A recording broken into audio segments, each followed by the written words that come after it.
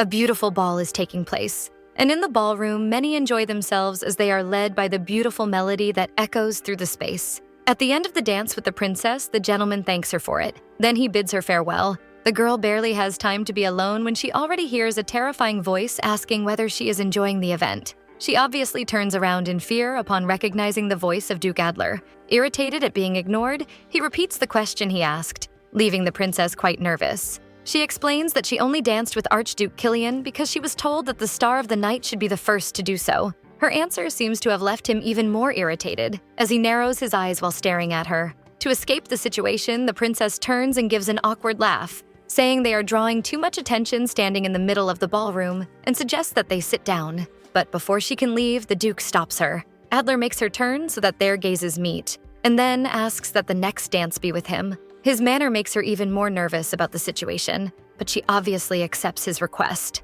In the middle of the dance, the two talk. He comments that if she fell in love with him at first sight, what was she doing with another man? The princess denies having done anything other than making sure the banquet was running smoothly. Adler leans closer and says that he is quite conservative when it comes to his woman's past. Showing his psychopathic and jealous side, he adds in a whisper, "When I smell another man on you, I feel like tearing his life away," leaving her utterly terrified. In any case, there are some things the protagonist must never forget, no matter how busy she is, such as the fact that she reincarnated as a character in this romance where the man standing in front of her is a serial killer who will eliminate her. In fact, the timing could not have been worse. On her very first day in this world after transmigrating, it was right in the middle of a scolding the king was giving the princess for arriving late. For Charlotte, this makes no sense at all, since she has just arrived in that world. The man does not even give her time to process the situation before declaring that the next day the engagement between her and the Duke will be announced to the entire empire and that the wedding will take place in 6 months.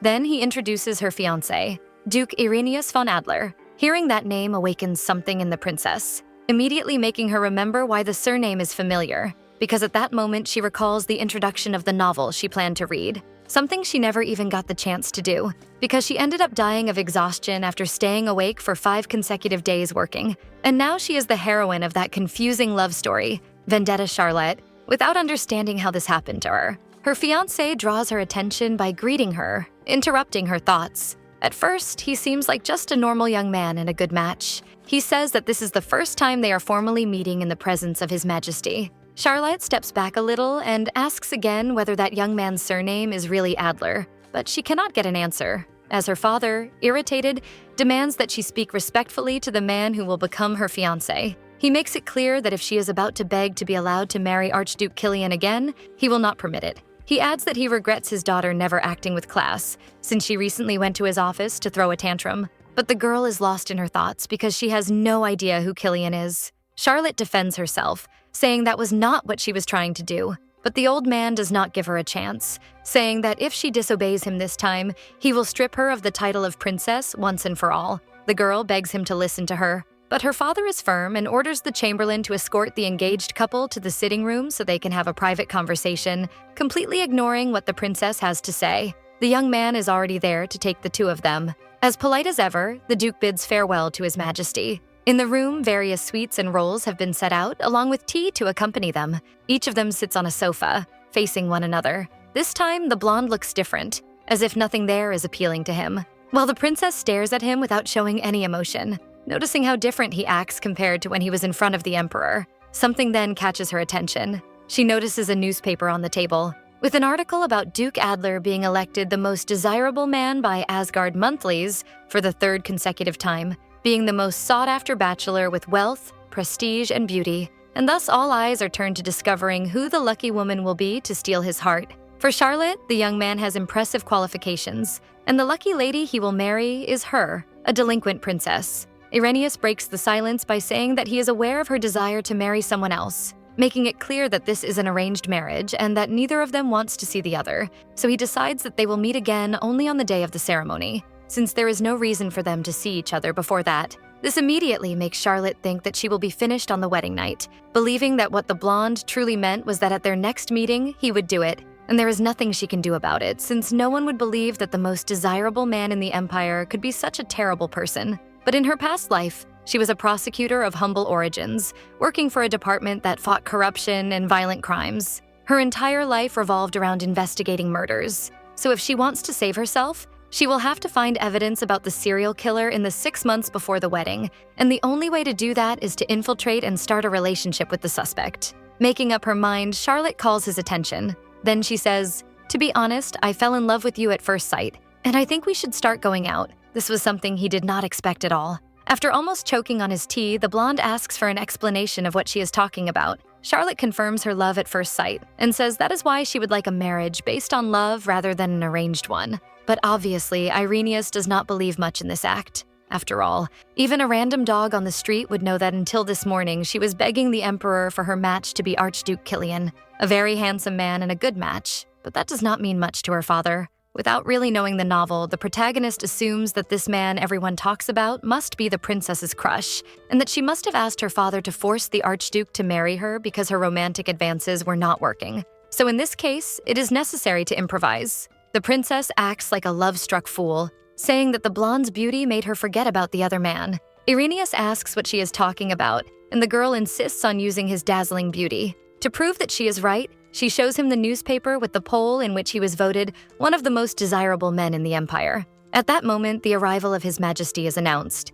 Excited, Charlotte says how happy she is that he chose Duke Adler as her fiancé, and reveals her plan to have many dates before the wedding. This is obviously the best thing the Emperor could hear, saying that the girl is finally coming to her senses. He asks Adler to take good care of his youngest daughter, and strangely, the blonde asks if there is any problem. Renius denies it and says that he will obey his orders. Charlotte is in her room, but she is not alone as one of the maids is there to serve her. The girl is there to help her get dressed. Having only read the introduction, all she knows is that she reincarnated as the delinquent princess and that her fiancé, Duke Adler, is the main suspect in the crimes. Because of that, more information is necessary, and for this moment, having an ally would be a good strategy. Charlotte turns to the girl and asks her name. The girl introduces herself as Martha Hudson. By asking more questions, the princess discovers that she has worked there for about 4 years. She soon becomes thoughtful about the recent past. The princess asks what her own name is, leaving the maid quite confused.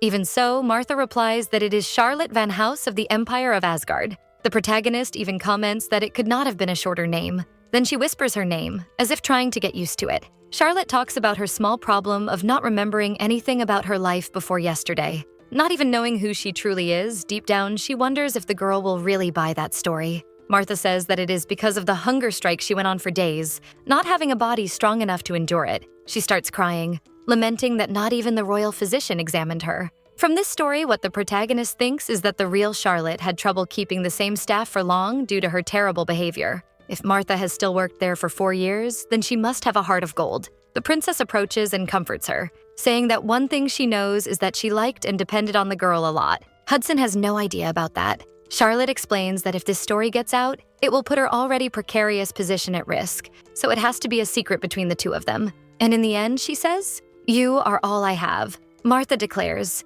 "Of course, Your Highness, I will do my best to serve you. You can count on me." Suddenly, the girl's comment draws attention when she says that the princess has shown signs of amnesia a few times before. This refers to how much of a jerk the real princess was, shouting at her maids, "Are you telling me I ordered this? Why would I want this abomination? Go do it again. Who are you? I don't remember having an idiot as a maid." And these are things that make sense to Martha. After that, Charlotte manages to gather more information, such as learning about her mother, who was the Emperor's beloved mistress and who died while giving birth. And out of genuine love for her, His Excellency recognized Charlotte as an official princess despite the protests of many people, but his generosity only went that far. And instead of being a good father, he merely called her a princess and showed no interest as the girl grew up. Likewise, it was natural for the Empress and her children to hate her. After all, she is the product of an affair outside of marriage. Other nobles also looked her up and down in a subtle yet unmistakable way.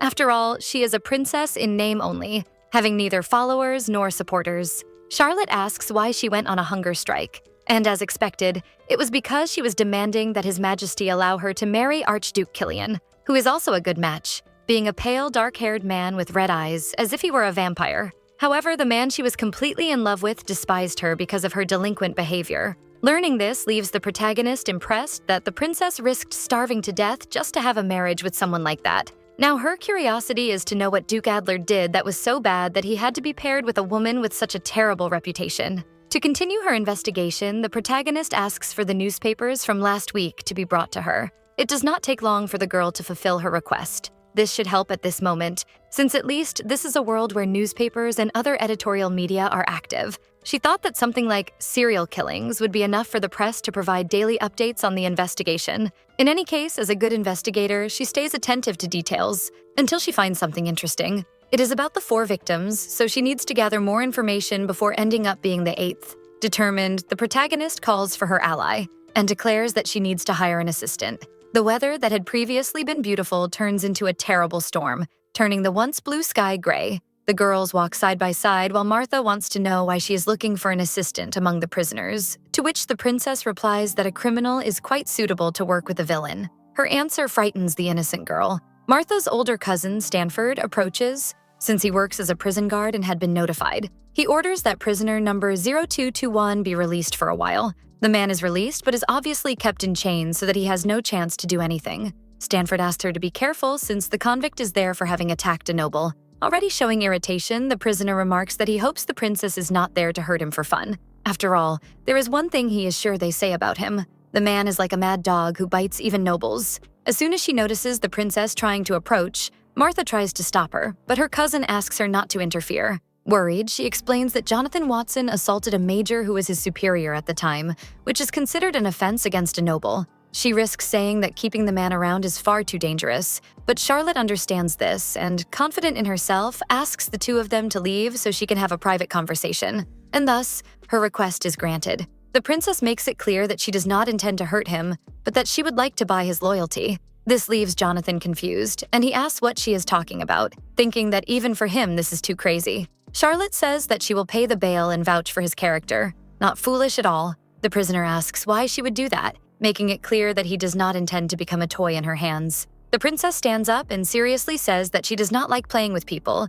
so there is no need to worry about that. However, she wants something in return. She tells him about her plan to investigate some matters, and for that she wants an assistant for the next few months. Curious, Jonathan asks why she is making him this offer, and she says that she is there knowing that he is a former imperial investigator. The princess says that if he accepts her proposal, he will be hired as a palace employee and will receive weekly pay in addition to the bail amount. She will also pay all of his mother's hospital expenses. With a smile, she asks for his answer to the proposal. Returning the smile, the man says, "Should I call you master?" As soon as the protagonist arrives at the library, she causes a commotion. The young man stands up in a panic upon noticing her presence and asks for forgiveness. Charlotte asks if it is the first time he has seen a princess there and makes it clear that she will be seen there many times, and therefore expects him to be able to help her with her questions. The librarian is more than willing to help her, and then receives a list of requests. It does not take long for a stack to form on top of the table. He brings everything that was requested, leaving her very grateful for it. Charlotte studies the imperial family tree with the names of the nobility, the history, and the laws. Intending to memorize everything and somehow become familiar with the place as quickly as possible in order to survive. Another day begins, and the princess awakens from a good night's sleep. In her former life, the protagonist used to be able to stay awake for days without any problem, but this body is much weaker than her real one. Soon, the entrance of Sir Watson is announced. With a very elegant appearance, the man says that a day earlier he would never have dreamed of working at the palace of the imperial princess. Charlotte is impressed by him calling her master and says that he can relax when he is by her side instead of being so formal. He accepts, since that is what the girl wants, and says that there is also no need to speak so respectfully. After all, he is her assistant. The 2 come to an understanding, deciding that there is no need for so much formality since they will be working together. Charlotte already has her first mission and warns that as soon as he finishes, he must burn the paper she handed him. Jonathan opens it and reads the contents. Then he asks if her wish is to gather information about the killings, and Charlotte confirms, saying that she would like to see detailed records of the case. At least she knows that what differentiates this case from others is that different characteristics are left at the crime scenes, which can be called traces of the criminal's habits, and to discover what these details are, she needs the case records. A maid rushes into the room, warning that the emperor orders the princess to attend the morning banquet. Obviously, Charlotte is not very familiar with this, but this banquet is a weekly event where the emperor talks with his children during breakfast. It is not something casual, but rather a meeting with the presence of high-ranking authorities, where His Excellency's children are judged to see who is most fit for the throne by answering a series of questions. To be clear, Charlotte did not usually appear at this because, Among all of the emperor's children, she is last in the line of succession to the throne. While the protagonist panics trying to understand the reason for wanting her presence, since it was not part of the plan, Martha is happy with the news, saying that if she manages to please her father, her personal budget will be increased. The girl pushes her to go, reminding her that she already spent what little she had by hiring Jonathan. Her presence is announced. Everyone there turns their necks to take a look at the delinquent princess. Her father is already stern, commenting on her lateness as always. Charlotte sits down and asks for forgiveness for it, making it clear that she was only informed at the last minute. Her older brother wastes no time saying that he believes the maids did not read the invitation to her. Camilla also provokes her, saying that she has never seen her sister read, and doubting that she even knows how. The protagonist knows that these are the two people in the novel who hated Charlotte, but unfortunately for them, she is not the real delinquent princess. So she just smiles, playing dumb, and asks, "Really?" This irritates them, with Frederick asking whether, in addition to not being able to read, she also cannot hear, and the girl simply agrees with all the taunts. The emperor soon puts an end to these sibling squabbles. His Excellency explains that he called her there because Duke Adler is present, after all. The engagement between the two of them is a celebration for the entire empire. Camilla mocks again, saying that her sister's hunger strike was not entirely pointless, since she is lighter than before and was able to change her interest from Killian to Adler without any trouble. Another guest mocks her, denying that the lightness is due to lack of food, but rather because Charlotte does not carry much with her, such as class and knowledge, which draws laughter from everyone present. The older siblings tease her, saying that there are only flowers in the girl's head. Camilla even looks to see if she managed to hit her, but Charlotte has that silly smile again, which leaves her quite frustrated. Charlotte then looks at her fiancé, but the man does not return anything at all, making the protagonist wonder what his problem is for looking at her that way. Even so, she does not give up and winks at him in a very cute way, making Renius choke on his tea. The meeting continues with the eldest son. The issue at hand is that the harvest is abundant, which will cause the price of wheat to drop, so one brother's idea is to destroy the fields, reducing supply to maintain the proper value, while another suggests focusing on solving the cause and exporting the wheat to neighboring countries. Another guest comments that it is Charlotte's first appearance in a long time and asks whether she has any opinion on the problem. The girl sighs. This was already expected by her siblings, and Frederick warns that if she is going to say for the god of harvest to solve everything like last time, it would be better for her to stay quiet. She knows she will never inherit the throne anyway, so she was just going to sit there and remain quiet, listening to the others speak, but they have already gone too far. Charlotte then says that she does not think either of their suggestions will solve the problem, making both of them question her. She states the obvious, that leaving the commoners enraged if the imperial army destroys the wheat fields would mean the two of them completely missed the point. This makes Frederick irritated. In any case, their logic does not make sense. Her brother's answer only considered a single perspective, taking into account only price in terms of supply and demand. Although Camilla's answer was a little better, free trade would only work in the modern world, not in this one. After all, the empire is a country that obtained many vassal states through its conquests in an attempt to secure independence, so the suggestion of freely exporting wheat would be problematic. Camilla provokes her, asking if she cannot find a flaw in her logic. Charlotte makes her point by saying that neighboring countries could use the wheat as military rations, posing a serious threat to the empire, making her answer just as wrong as Frederick's.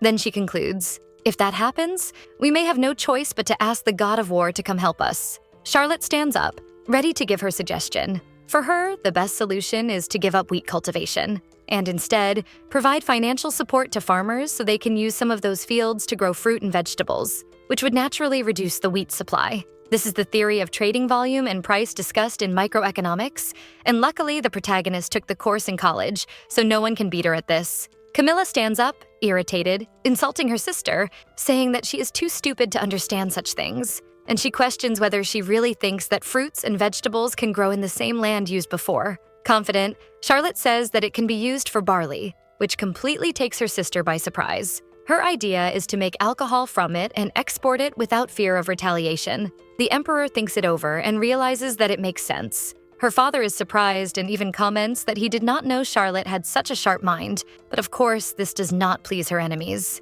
To their horror, her father declares that from that moment on, his youngest daughter will participate in the morning banquet every week. Thus, that day's banquet is concluded. The two sisters end up crossing paths along the way. Camilla takes the opportunity to tell her not to get arrogant because she only got lucky this time. And Charlotte plays dumb once again and thinks that, compared to criminals, members of royalty are gentle even when they are insulting her. Her siblings leave the dining hall. This no longer matters. In any case, she has her own objective to worry about. As she is about to leave, Charlotte ends up crossing paths with someone else once again. This time, it is her fiancé and suspect number 1. With a gentle smile, she asks whether he did not forget. Charlotte steps closer to him and mentions their meeting later that day. Then the two of them have their moment together on a beautiful sunny day, surrounded by lovely trees, accompanied by tea, just like last time. But there is only one difference. This time, he is openly observing her. Charlotte asks his full name and the Duke confirms it, as well as saying hers in full. The protagonist once again laments such long names. She asks if she can call him Renius, and obviously her request is denied. She even suggests that he call her by her first name, but Adler denies that as well. Charlotte smiles, suggesting that they really should take things slowly, and soon says that she has a few questions to ask. Getting into the spirit of her former self, she says, "You have the right to remain silent. Everything you say can and will be used against you," which obviously confuses Renius, and the girl lets it slip that it is just a habit from her past life. Charlotte then takes some time to think of something better, and explains that the questions are meant to get to know him better, because as he already knows, she fell in love with him at first sight. Adler makes an observation and asks if that is how the princess looks at someone she fell in love with at first sight. Charlotte asks if he cannot see the burning desire in her eyes. Being more precise, it is the burning desire to catch the murderer. Remaining calm, the Duke simply picks up his cup, and to be fair, the protagonist admits that despite him being a criminal, she cannot deny that he is exactly her type. Renius accepts her idea, letting her ask questions freely, promising that he will try to give only truthful answers. Charlotte is ready for her first question, which secretly is an interrogation for her investigation, so she hopes her fiancé is ready, because this will destroy him. Her first question is who the Duke's first love was. After interrogating him for quite some time, she manages to gather information such as him being 27 years old, having graduated from the Empire's military academy, having only one younger sister, and that his father died of unknown causes, but nothing about a first love, which makes Renius question why she wants to know that. Charlotte says it is something crucial to know about her man's past, and the way she calls him seems to have affected him. The most important thing in a murder investigation is the motive. Since the suspect's past can provide clues, it is something very useful. And if a man killed his wife on their wedding night, it is logical to assume that he had involvement with a lover. The protagonist considers the possibility that the Duke already had someone and was then forced by the Emperor to marry his youngest daughter, questioning whether he committed the crime out of spite. Duke Adler draws her attention, making it clear that the girl is not in a position to judge someone's past. Charlotte laughs and says that she left her past behind this time, and in a way, she is right about that. She adds that now her fiancé is all she thinks about, leaving Renius startled and somewhat surprised. The princess tries to make him comfortable, saying that he does not need to hide these things, because she is quite open-minded when it comes to her man's past. Even so, he insists that there is no first love and that he does not care whether she believes it or not, since it is the truth. So Charlotte takes advantage of this and asks if she is the first and last in his heart. Renius confirms and asks if that is a problem. For her, it is very strange that the most sought-after bachelor in the Empire has never even had a relationship. This time, it is Duke Adler who wants to ask a question. The young man begins by saying that he has heard that when she dedicates herself to something, she tends to be quite persistent and asks whether she will act the same way with him. Charlotte soon realizes that he must be talking about her former obsession with Killian, and that he feels uncomfortable just imagining being treated the same way. But in this case, perhaps it is because by paying so much attention to her fiancé, she might discover that he is a criminal.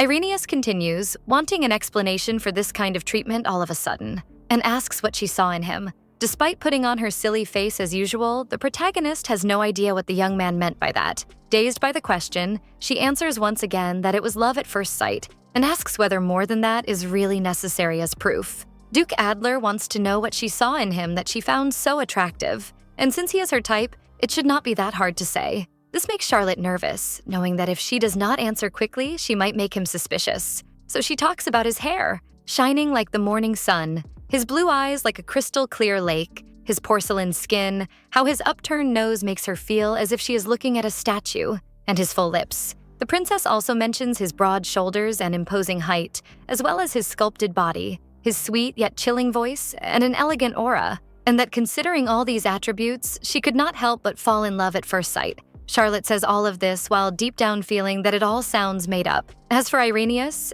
he simply gives a basic response. I see. Finally, their meeting comes to an end. Martha is worried about her highness, who is sprawled on the bed, and the princess replies that she is fine, just mentally and physically exhausted. The dark-haired maid informs her that Jonathan is there and suggests that if her mistress is tired, she can send him away. She realizes that Charlotte is not in condition to go to the sitting room at the moment, and the girl agrees with that. But the problem is that the young man is there because of the requested work and cannot simply be sent away, so the princess asks her to have him come to the bedroom, which leaves Martha somewhat surprised. Charlotte remembers that it was Martha herself who said she was not in condition to go to the sitting room, not to mention that her reputation is terrible, so she believes that this will not make things any worse. As soon as Sir Watson arrives, the protagonist apologizes if this is rude, but explains that she is far too exhausted to leave the room. The young man is understanding and, as expected, has with him what was requested in the morning. It is a copy of the Imperial police investigation records, and she asks how he managed to get that. Jonathan simply says that it is a trade secret. The document contains precise information. The first victim was 16 weeks ago, a 20-year-old woman who was a governess living at Count Morstan's residence, who was brutally killed on a weekday afternoon. The second was a week later, a 30-year-old man, head chef of a high-end steak restaurant called Sholto Steakhouse, who was also killed with a rope inside his own workplace late at night. 10 weeks ago, it was the turn of the third victim, a 40-year-old woman who owned a small bakery, a place frequented mainly by common people, who suffered the same fate as the others while walking to do volunteer work on a weekend morning. The last one was 8 weeks ago, this time a man of the same age, the secretary of Marquis Dust, an imperial official, and the incident occurred near his home in the early hours of the morning. All of them met the same end, with a rope. Jonathan says that the perpetrator is suspected to be a man in good physical condition, at least 180 centimeters tall with military training, and she asks whether the cases seem to be random without a clear motive. What is known is that Duke Adler is a fit man who graduated from the Imperial Military Academy, but there are many men like that in the Empire, so this is not sufficient proof that the culprit is really the blonde, which is why Charlotte's mission is to discover the exact motive and the criminal's method. She asks whether it would be difficult to check the crime scenes or the bodies, and since the last crime happened 2 months ago, Jonathan believes that everything has already been cleaned and the body destroyed by time, leaving only the investigation records, which is bad for helping the princess. Jonathan asks the reason why Her Highness is investigating this, and she gives the same answer she received before. It's a trade secret. The young man says that he only does the work he is given, so in any case, the reason does not matter, and he asks if there is anything else to do. Charlotte asks him to investigate Duke Adler. As expected, the man says that he is her fiancé and says he is sure she knows him better. The former criminal asks if she is interested in the Duke's relationships with women. Charlotte orders that she wants to know everything, and the more private, the better. In any case, Jonathan says that he will do as instructed. The protagonist still cannot tell him why she is investigating, and even if everyone finds out what she is doing, she can simply use the fact that she is a wicked villain as an excuse. She sent a summons to Duke Adler for the investigation, which should have already arrived. So we move to the blonde's residence, where he is in his office, working. He is interrupted by his secretary, who delivers a letter that the Duke already knows who it is from. Charlotte has been sending letters every day since their last meeting. Renius then opens it to see what it is about. In addition to a declaration that she misses looking at his beautiful face, the girl asks for another meeting. Back at the imperial residence, Martha rushes into the room. Very cheerful, she shows a letter from Renius, which impresses the princess. After all, her fiancé has been ignoring her letters for some time, so she believes that he changed his mind. In the letter, he schedules a meeting at the Opera House at 7 p.m. She was about to use her father's authority to force him to meet her if he continued without responding, but the princess is happy that she did not have to go that far. Martha, who is very excited about the meeting, tells Her Highness to get moving and start preparing. She is so excited that she even forgets her good manners. The time for the meeting finally arrives. As soon as the Duke arrives, he greets the princess. His attire is simply stunning, drawing compliments from his fiancé. Charlotte even jokes, saying that she once mistook him for a statue at the Opera House. But he does not respond, which makes the protagonist realize that this investigation will be harder than she thought, even more so when the Duke turns to enter the hall without waiting for his fiancé. The performance is already underway. Renius comments that this is the most popular presentation in the Empire and that it is difficult to get tickets. Meanwhile, the protagonist wonders why the man agreed to see her if things were going to be like this between them in the end. The venue is dark, not allowing Charlotte to clearly see his facial expressions, and it is also not a good environment for conversation, so she has no choice but to watch the opera until the end. And worst of all, Adler makes it clear that he does not want to be disturbed. Charlotte says that she would prefer to sit facing him and have a friendly conversation rather than watch a show like this, because it makes her happy to look at his face. Her wish is to go somewhere more private so that she can interrogate him properly. But the Duke's response is that he cannot do that every day, making it clear that they cannot meet all the time. He explains that his work schedule does not allow it, and that he can only see her once a week, which makes Charlotte put on a sad expression. Then Renius increases it to twice, but no more than that. Despite expressing that she wants to see him every day, the princess is satisfied with that amount. After all, it is all she needs. Charlotte even plans that next time she will take him to a private place. Lost in these schemes, the girl ends up falling asleep without noticing and is awakened when everything is over. She becomes startled, realizing what happened. The hall that was previously dark is now fully lit, revealing that everyone has already left, leaving only the staff who are cleaning up the mess left behind. Desperate, she realizes that it may have ended quite a while ago. Charlotte apologizes, explaining that she has been having trouble sleeping lately, unable to believe that she fell asleep on the shoulder of a man who will end up killing her. She also feels resentful, thinking that the Duke must believe she has no class. Suddenly, Renius asks if she has been having trouble sleeping because of him, because she cannot stop thinking about his face. Remembering that it was something written in the letter, Charlotte confirms that she stays awake every night thinking about him. The young man stands up hastily while saying that he will notify her in advance about the next meetings and asks her to sleep well. Then he bids her farewell and leaves her there. This attitude obviously does not please the princess. A few days pass and she receives an invitation to a debutante ball. Charlotte asks Martha to read the contents, and the girl does so, saying that it asks about her attendance and comments that Archduke Killian will probably be there. The dark-haired maid asks whether they should accept, thinking about that former love. But the princess remembers that she no longer has any interest in him,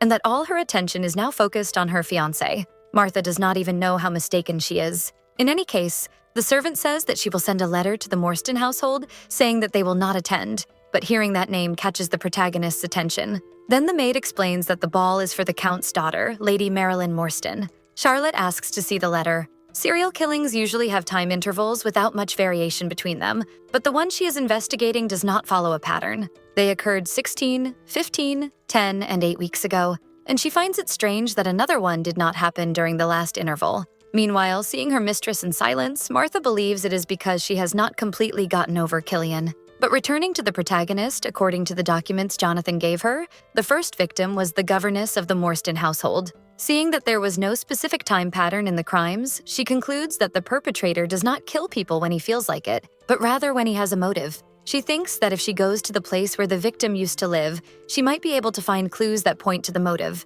She quickly tells Martha that she has changed her mind. Charlotte then decides that she will go to the debutante ball. This makes the servant happy, and she comments that it will be the first time the princess meets Killian since the engagement, wishing that she will be especially beautiful. And once again, Charlotte makes it clear that she has no more interest in the young man. Suddenly, the dark-haired maid becomes discouraged because she remembers that Her Highness does not have a dress to wear, which makes no sense to Charlotte, who goes to her wardrobe and looks at the pieces she has available. She looks at all the dresses there. Martha, in disbelief, questions whether she is really going to wear any of those to the ball, and comments that even though it is the princess's style, it might be more sensible to wear something different for this occasion. To Charlotte, her dresses are still bright and lively, having no idea what the girl means. And this causes a great hysteria in Martha, who shouts. Outside, the other maids lament poor Martha, who has to put up with the delinquent. Looking at the options, there is a snow-white dress with beads that could very well be a wedding dress. Another one is short, with a deep neckline and an open back, in a striking scarlet color, and one made of lace that looks like a giant pile of cotton candy. Martha realizes the amnesia and reminds the girl of her habit of always buying extremely flashy dresses because she wanted to draw Killian's attention, while the protagonist thinks that besides being flashy, they are insane, since they are not her style at all. At least one of them Charlotte did not find as bad as the others, but that one was used recently at Lady Irina's wedding and even had a veil to complete the look. Knowing this story, Charlotte questions why no one stopped her from doing that, but poor Kate did not have a good fate when she begged to at least not wear the veil. At least the princess convinces herself to buy a new dress. But Martha reminds her that the entire month's budget was used for the bail and hiring of Sir Watson. Desperate, Charlotte asks for a solution. The dark-haired maid goes to the wardrobe and takes the only option to wear. She takes the dress and shows it to the princess, who panics, refusing to wear that. The protagonist is in yet another meeting with her beloved criminal. Charlotte tells the blonde that if he is busy, he does not need to be her partner at the ball. Her words make him stop. Renius then asks why she sent him the letter. which she does not even remember. So the Duke takes from his pocket the one she sent a few days ago, where, in addition to a provocative declaration, she asks for a more private meeting. Seeing the crumpled paper, Charlotte only thinks that he must have been offended by the content, so she says that she was expressing her feelings and asks if there is something wrong with that. Renius asks if she is really in love with him.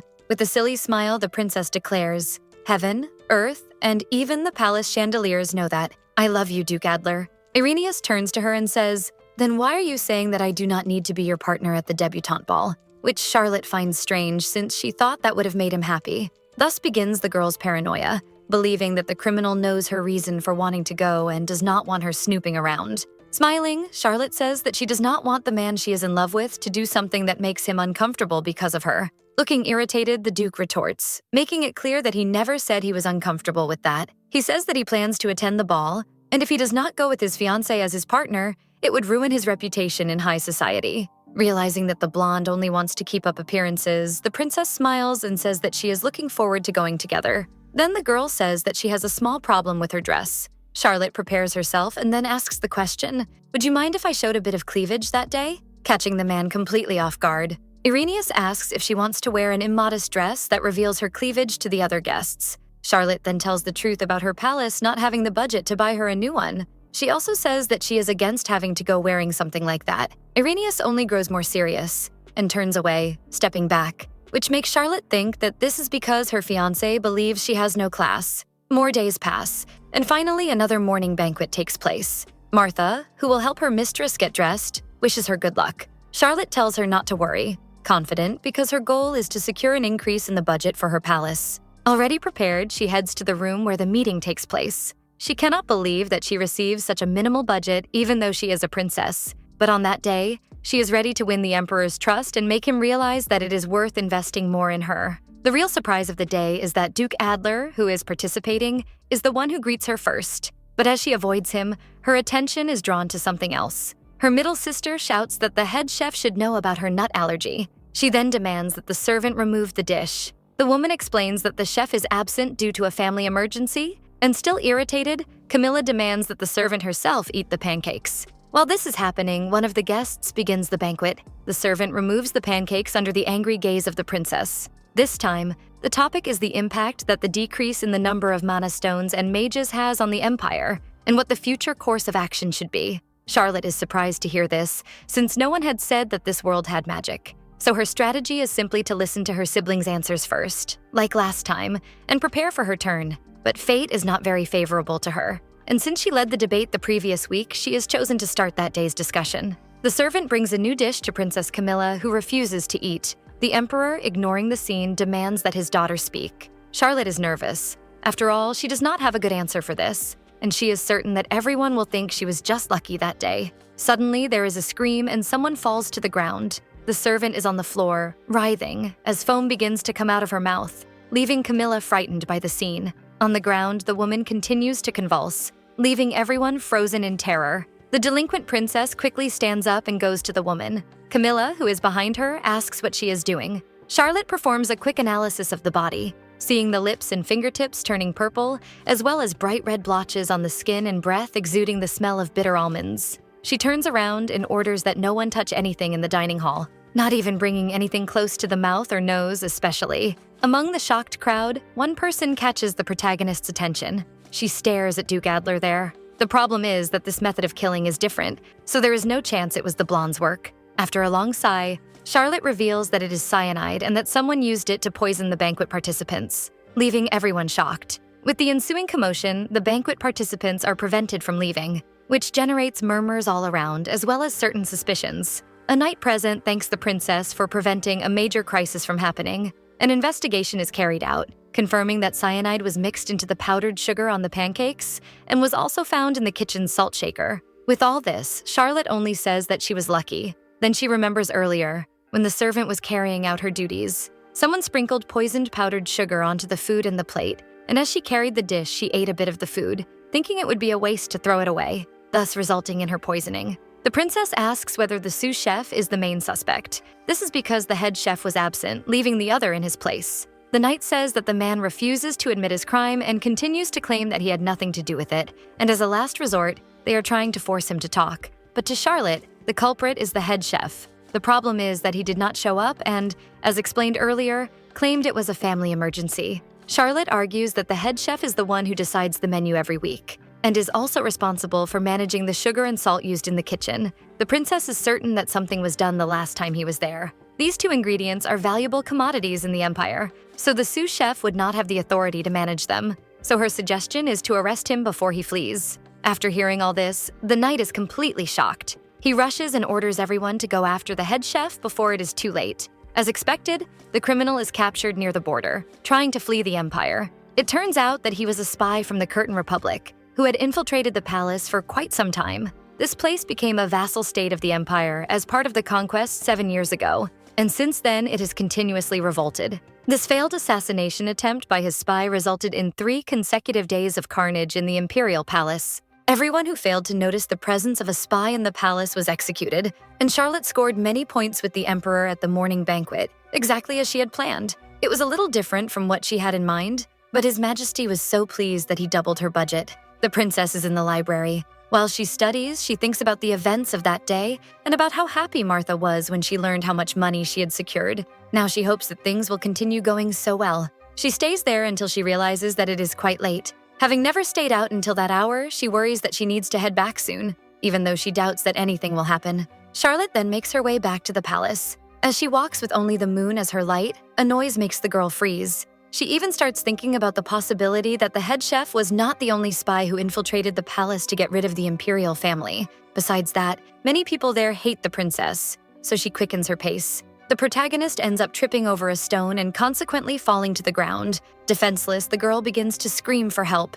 It does not take long for someone to appear. It is Jonathan, who ran over after hearing a scream, worriedly asking if someone was following her. Extending his hand, he asks if she is all right. Charlotte quickly gets up and throws herself into the man's arms. She begins to tremble, which makes him even more concerned. Suddenly, in the middle of the woods, a cute little cat appears. This was the girl's pursuer. Already safe inside the palace, Jonathan comes right after her, laughing that the girl had been asking to be saved from a cat. Annoyed, the princess turns around, defending herself by saying that she simply did not notice because it was very dark. Then she asks the man to stop laughing and tell her what he discovered in the investigation. The former convict asks if he should start with the part that will interest her the most. Pulling up a chair to sit down, he says that she can relax. With his investigation, he concluded that Duke Adler's personal life is impeccable, with no scandal involving a woman, which almost makes him feel bad for wasting such good looks. But this kind of thing is what interests the protagonist the least. Continuing the story, the same cannot be said about the blonde's father.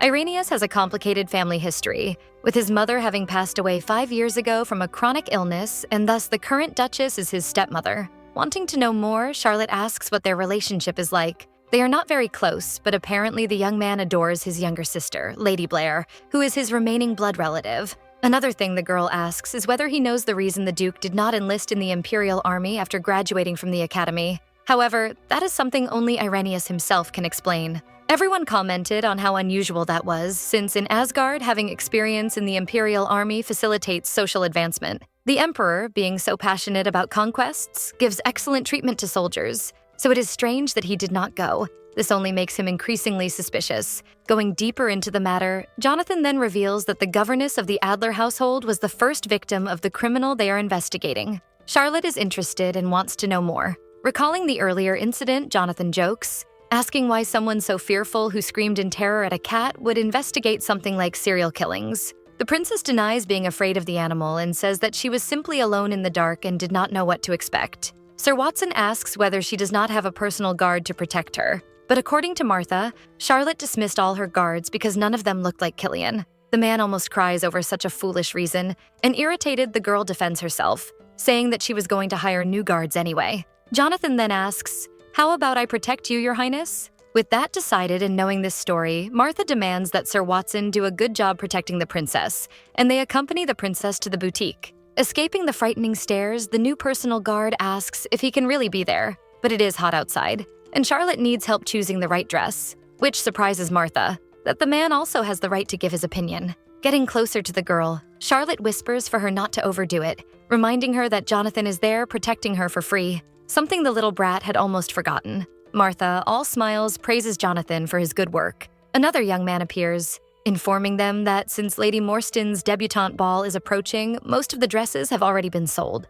Martha says that they should have gone earlier, but for the princess it is fine, and she only needs to take the most discreet and conservative dress among those remaining. The young man who is still there is shocked to hear Charlotte say this, since her reputation with dresses is quite different. Meanwhile, the protagonist asks her companions to sit down, and Jonathan comments that he has never been in a place like this before. The girl explains that she will try them on one by one, asking them to give their opinions. The first dress is something very modest in a dark blue tone, and to Martha, it does not do justice to the princess's beauty. For Jonathan, the second dress makes her look like a cupcake covered in icing, hidden under all those layers of lace. Charlotte comes out of the fitting room to show the next one, and it is so terrible that the look of horror on both of their faces is inevitable, making the girl leave very disappointed, while the guard and the maid question the shop assistant about having only such ugly dresses. After some more time, Charlotte finally finds one that makes Martha think it is perfect. The beautiful blue dress looks as if it were made especially for the princess. Even Jonathan has a stunned expression, saying that the girl looks as if she came from heaven, but he quickly corrects himself, saying that she just looks human. Jonathan takes her hand and, after observing, advises her to eat much more. On the palm of her hand, there are still the scratches from the previous night. Charlotte says that she is quite fragile, but healthier than she looks, asking him not to worry. Changing the subject, the princess turns and tells the man that she will take the dress. He says that he will tailor it according to her measurements and that it will be sent to the palace when it is ready. As the three walk through the streets, they pass by a confectionery shop and hear some girls commenting that both Killian and Adler will be at the ball. They have fun imagining that it will be a huge spectacle and betting on which of the young men will become the target of obsession. The black-haired woman says, "I can't imagine how distressed you must be with someone like that about to become your sister-in-law." This does not last long until they notice the princess's presence. At least the three girls stand up, saying that they are already leaving, but Charlotte suggests that they have some tea. After all, it is not every day that they meet like this. The protagonist hopes to get more information there. Wanting to know how they know Lady Morstan, Charlotte only receives gossip about the girl being in a relationship with Lord Henry. Trying to get a clue about how they met, the subject turns to House Fragonard being renowned perfumers who would obviously invest in their business. As far as is known, at least these three women are from families that support Camilla and as such act as her loyal followers. So they accepted having tea because they did not dare refuse a princess's invitation, but in fact, they do not want to talk to Charlotte. The girls continue talking about investments, certain that they will benefit from being contracted, and the black-haired one intends to use the profits to open a salon. Charlotte becomes interested in knowing what they are talking about, but one of them stands up, saying that her mother wants to have dinner with her and that she cannot be late. They even encourage Lady Blair to do the same. Each girl comes up with an excuse to slip away, bidding farewell with false politeness, saying that it was an honor to be in her presence and thus leaving her alone. Unfortunately, Charlotte did not get any information, since they kept cutting her off the whole time. Blair, who is still there, takes her leave properly, apologizing for the lack of consideration. The young woman turns to leave, but she is stopped when the princess grabs her arm. Charlotte is serious and says she will get straight to the point, warning her not to invest in the perfume business that Lady Christina was talking about earlier, making it clear that it is a scam. Worried, the girl asks why. The princess explains that they have not even started the business yet, so there is no way to guarantee that level of profit, which is a strong indicator that something is wrong, not to mention that they present nothing substantial as proof. Charlotte used to deal with scammers all the time, so she knows that guaranteed high and constant profits are synonymous with a scam.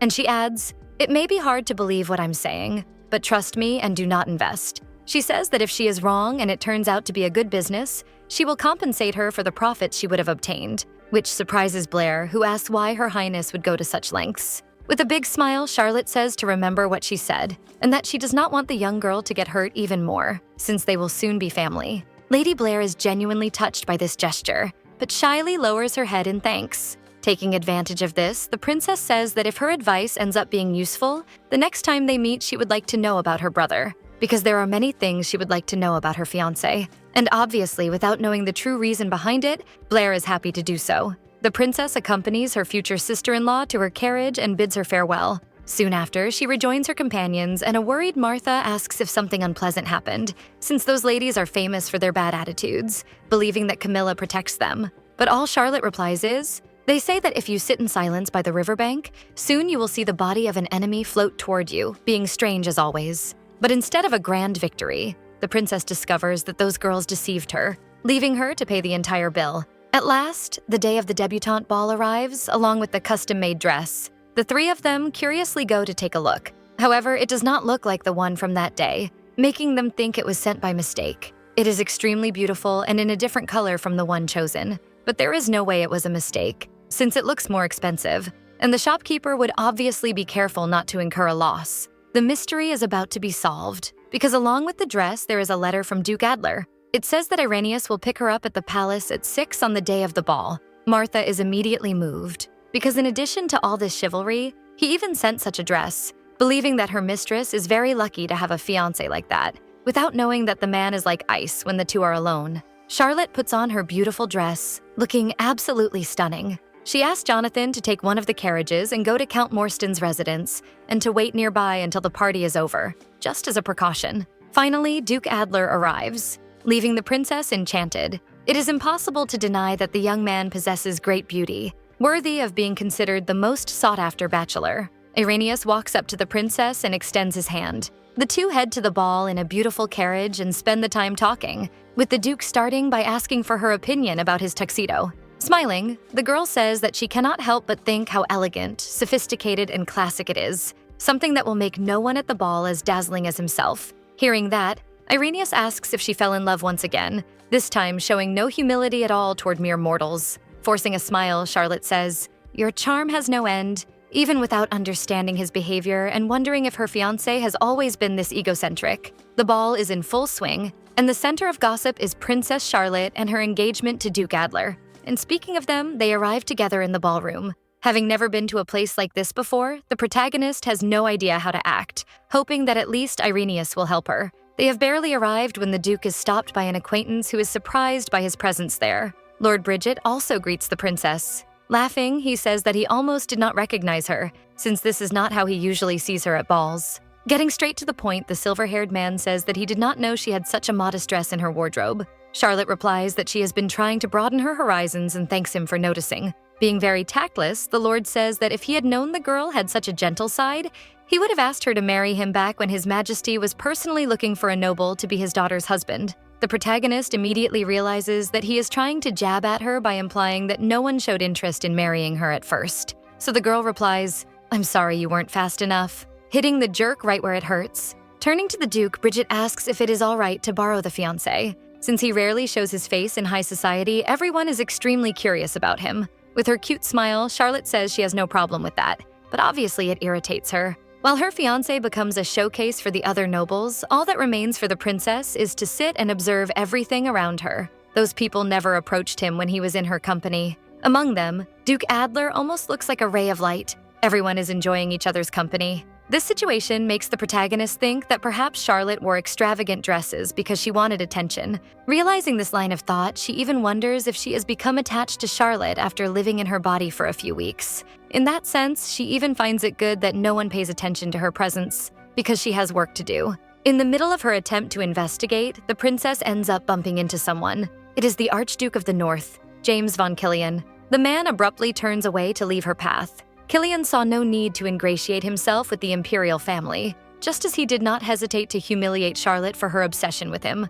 In a way, the man is responsible for the princess being treated as a joke by everyone. So at the very least, the protagonist wants to restore Charlotte's honor. Actually, her own honor. So before he disappears from sight, she says that this is no way to treat a princess of the empire. After all, he should be aware that turning his back on a member of the imperial family constitutes an offense against royalty. Killian turns around and asks if she has now changed her strategy to blackmail. Charlotte makes it clear that the next time she sees him, and he does not show behavior that makes her feel the need to reprimand him, she will accuse him of lèse-majesté. With that, the girl asks permission to take her leave. This seems to wound the Archduke's ego, for she simply walks away like that. Showing no interest, Charlotte asks if there is anything else they need to talk about. After all, as he knows, she is engaged to Duke Adler, and she asks him not to feed the illusion that she still has feelings for Killian. Charlotte leaves, leaving the Archduke feeling like a jerk. She goes to the room at the end of the corridor on the second floor of the Morstan residence annex, with the intention of investigating, but everything is clean. Thanks to Jonathan's notes, she was able to find the first victim's room easily. Suddenly, the princess starts sneezing, and it gets worse with coughing.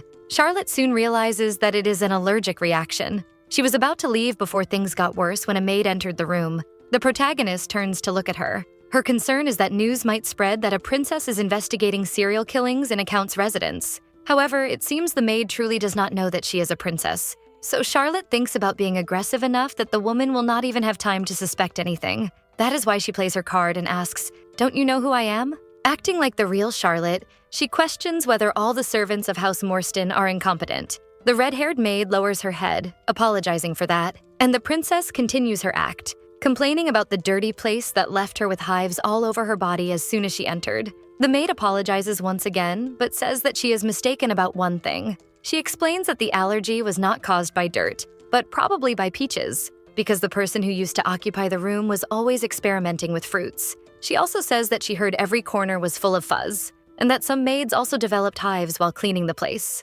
Thinking about it, Charlotte does not know what connection peaches might have with the crimes, if any, this being just more information about the victim. Maintaining her performance, the princess says she will let the poor behavior slide this time. The protagonist quickly leaves the room, relieved that her imperial status was apparently not noticed. As she walks down the corridor, Charlotte hears an argument coming from one of the rooms, the subject being that they lost a lot of money to Lord Ian, who fled. Apparently, they are the ladies from that day at the confectionery. They even complain that Sweet Lady Blair was such a disloyal and traitorous woman, but this problem is not the protagonist's concern, and she simply leaves. However, the argument grows more heated, with the girls saying they will not let the girl get away with abandoning her friends to save her own skin. Because of that, the princess opens the door and sees the three surrounding her sister-in-law. She asks what is going on there. She is met with Blair's sad, tear-filled gaze. One of the girls is rude, saying that what is happening there is none of her business, not caring whom she is talking to. But that is something Charlotte will not let pass. She says that it is her business, since Blair is her sister-in-law. This makes one of the ladies provoke the younger Adler, saying, "Just because you are desperate does not mean you should cling to a rotten rope. Not all princesses are the same." Charlotte is also rude in return, saying that they lost a lot of money because they were too stupid to notice a scam, but at least they still have a sturdy rope to cling to. Her words offend the women who think this is out of line for a princess. Charlotte does not care about that, since the three of them have gone too far by taking out their anger on the wrong person. Irritated, one lady says that they are in the right, since Blair promised to invest in the business and then backed out halfway through. Tired of this whole story, the irritated Adler girl reminds them that she had warned them to be cautious, because something did not seem right. Even so, the other continues provoking, saying that she had no idea her friend was so disloyal, and insinuates that she learned that from a certain person who cannot remain loyal to a man. After hearing that, the princess asks, "Are you sure you do not want to take that back?" And she asks whether she does not want to be accused of lèse-majesté, but the woman pretends not to understand, claiming that she did not name anyone. She even starts laughing, provoking her, confident that she will never be punished for being dishonest toward a noble. Charlotte remembers that there are other ways to punish someone by law besides formal legal means. The princess starts walking, which makes the other woman curious, wanting to know what she is doing. Without answering, the protagonist grabs one of the wine bottles, and with a frightening look, she threatens, "Don't you know that violence is faster than the law?" Leaving the three of them terrified at how the princess is a complete psychopath. They then run away, afraid of being hit. Now that only the two of them are left, Charlotte explains that she was not really going to use the bottle and was only trying to scare them. Blair thanks her for the help and for everything, since that business was indeed a fraud exactly as she had said, and it was revealed that Lord Ian, who planned it, was deeply in debt from gambling. Strangely, Charlotte asks her not to tell anyone about something, when suddenly the bottle slips from her hand. This startles the blonde girl, and Charlotte explains that her arm just became weak for a few seconds. At that moment, Duke Adler rushes into the room, almost out of breath, indicating that he had been running. He wants to understand what is going on there, and looking at the bottle, he asks the princess if she was the one who did that. Charlotte confirms that she did. Then Renius wants to know what she was trying to do to his sister. Blair tries to explain, but he says that he saw her friends running away frightened and screaming, and right after that, he heard the sound of something breaking. And since he heard it with his own ears, he does not need an explanation. Since he only heard the sound, Charlotte understands that he could easily have misinterpreted the situation, so she still tries to tell the truth. But Adler is rude, asking if she is trying to lie again. After all, she just admitted that she broke the bottle. And he adds, "How can you stand there and lie when the mess in this room speaks for itself?" The young man asks her to stop lying, and says that he thought she had changed, but now believes that she can only hide her true nature for a certain amount of time. Charlotte can see in his eyes that he will not believe her no matter what she says, and she also thinks that he never really intended to believe her in the first place. So she leaves, even though she is the victim of that misunderstanding. In any case, it is a waste of time to talk to someone who is not even willing to listen. Charlotte is already outside, holding back her tears, since she did everything to help Blair, and understands that perhaps the Duke will hurt her because he does not like her. The princess holds the lace of her dress so as not to trip, and it is possible to notice her hands trembling. The thing is, she cannot go down, since her knees are almost giving out. So shaken, she does not even notice Jonathan's presence. The man asks how the dance was. Feeling weak, Charlotte says that she did not dance. He says she did not miss much, since it is just spinning around. Noticing her state and that she does not seem to want to go back to Duke Adler, the bodyguard suggests that she wait there while he goes to get the palace carriage. But since it is very dark outside, the princess prefers to go with him, and Jonathan takes the opportunity to tease her, saying that she might ask to be saved from a rabbit in the garden. His amusement is irritating her with that. Extending his arms, Sir Watson offers to carry her if she cannot walk. This surprises her, but Charlotte accepts, wanting to return as quickly as possible and rest. As the man carries her, the princess asks if she is very heavy. Jonathan says that it is actually the opposite, since he imagined that only her arms were fragile, but in truth she is light as a feather, seeming not to have a single part of her body that looks healthy. Noticing that she was being watched, Charlotte turns around. Duke Adler is there, staring at her with that same look as always. But Charlotte does not look at him for long because her bodyguard calls her. And he is honest in saying that the dress she tried on at the boutique the other day looked better, drawing a smile from her. The next day, Martha asks Her Highness if she is not going to write a letter to her fiancé, but the princess refuses. This makes the dark-haired maid find it strange since that used to happen every day. So curiously, she asks if they argued at the ball. The conversation is interrupted when Sir Watson rushes in, frightening the maid. Without much emotion, Charlotte makes it clear that she does not need protection that day, since she has no plans. But the man interrupts her, simply saying, "It's the 5th, obviously leaving her confused, not understanding what he means. It turns out that the 5th victim was found this morning, and surprisingly, the princess knows him. The victim is the commander of the Curtain Army, Lord Bridget. The Adler family is rich and prestigious, having as its main heir Renius von Adler, or just Renius for short. Having inherited good genes from his parents, the boy grew up and became a man who attracts everyone's attention, always drawing praise, especially when he went to the Imperial Military Academy. But Renius's perfect life began to slowly go downhill. Once, he was informed that several young noblewomen had sent marriage proposals, to which the blonde replied that they should all be burned, putting his mother on alert. A young man who keeps the Duchess company greets her and takes his leave to step out, since her son has returned. The woman expresses her concern about her son's marriage and asks if there is any young lady he is interested in, but at the moment he is only focused on seeing her get better, and that part of his life can wait. With a sad look, his mother says that she would like to see him married before it is too late. Renius ends up breaking down, saying that she should not say such things. Thus, neither her wish nor Renius's came true, and when doubt arose in Blair about how they would live without a mother, soon their father was introducing a new one. He had met her when he was a commander of the Curtain Army. Renius realizes that at that time his mother was still healthy. His mother's death, his father's affair, and having a stepmother, all of these things made Renius's heart become cold and hardened. A few years later, his father passed away, and he stopped living as Renius and began living as Duke Adler, and his world grew darker. Then one day the emperor summoned him, having a frank conversation and asking whether the mining rights had expired that year, thus finding an opening to say that he would like the young man to become engaged to his youngest daughter, if he had no objections. Remembering that she was the delinquent princess, Renius was honest and accepted. Although far from being happy about marrying her, he did not oppose His Majesty. And so we arrive at that day of the first meeting, when Duke Adler made it clear that it was all an arranged marriage and that they should only meet again on the day of the ceremony, making it clear that there was no reason to meet before then. The truth is that Duke Adler is marrying her solely to maintain the mining rights. But the young man did not expect the princess to confess and say that they should have a date. For him, the marriage was already unsettling enough, and the delinquent still wanted that. If it were not for the rights, he would not be in this situation. Yet the more time they spent together, the more the princess seemed to fall in love, like when Charlotte was delighted to learn that she was his first love. That is why Renius asked what she saw in him, and that girl's answer was, to say the least, shocking. After hearing every detail of how the princess admired him, the Duke realized that since she was so affectionate, it would be fair to return the favor. While admiring himself in the mirror, he asks his secretary whether he received what he requested.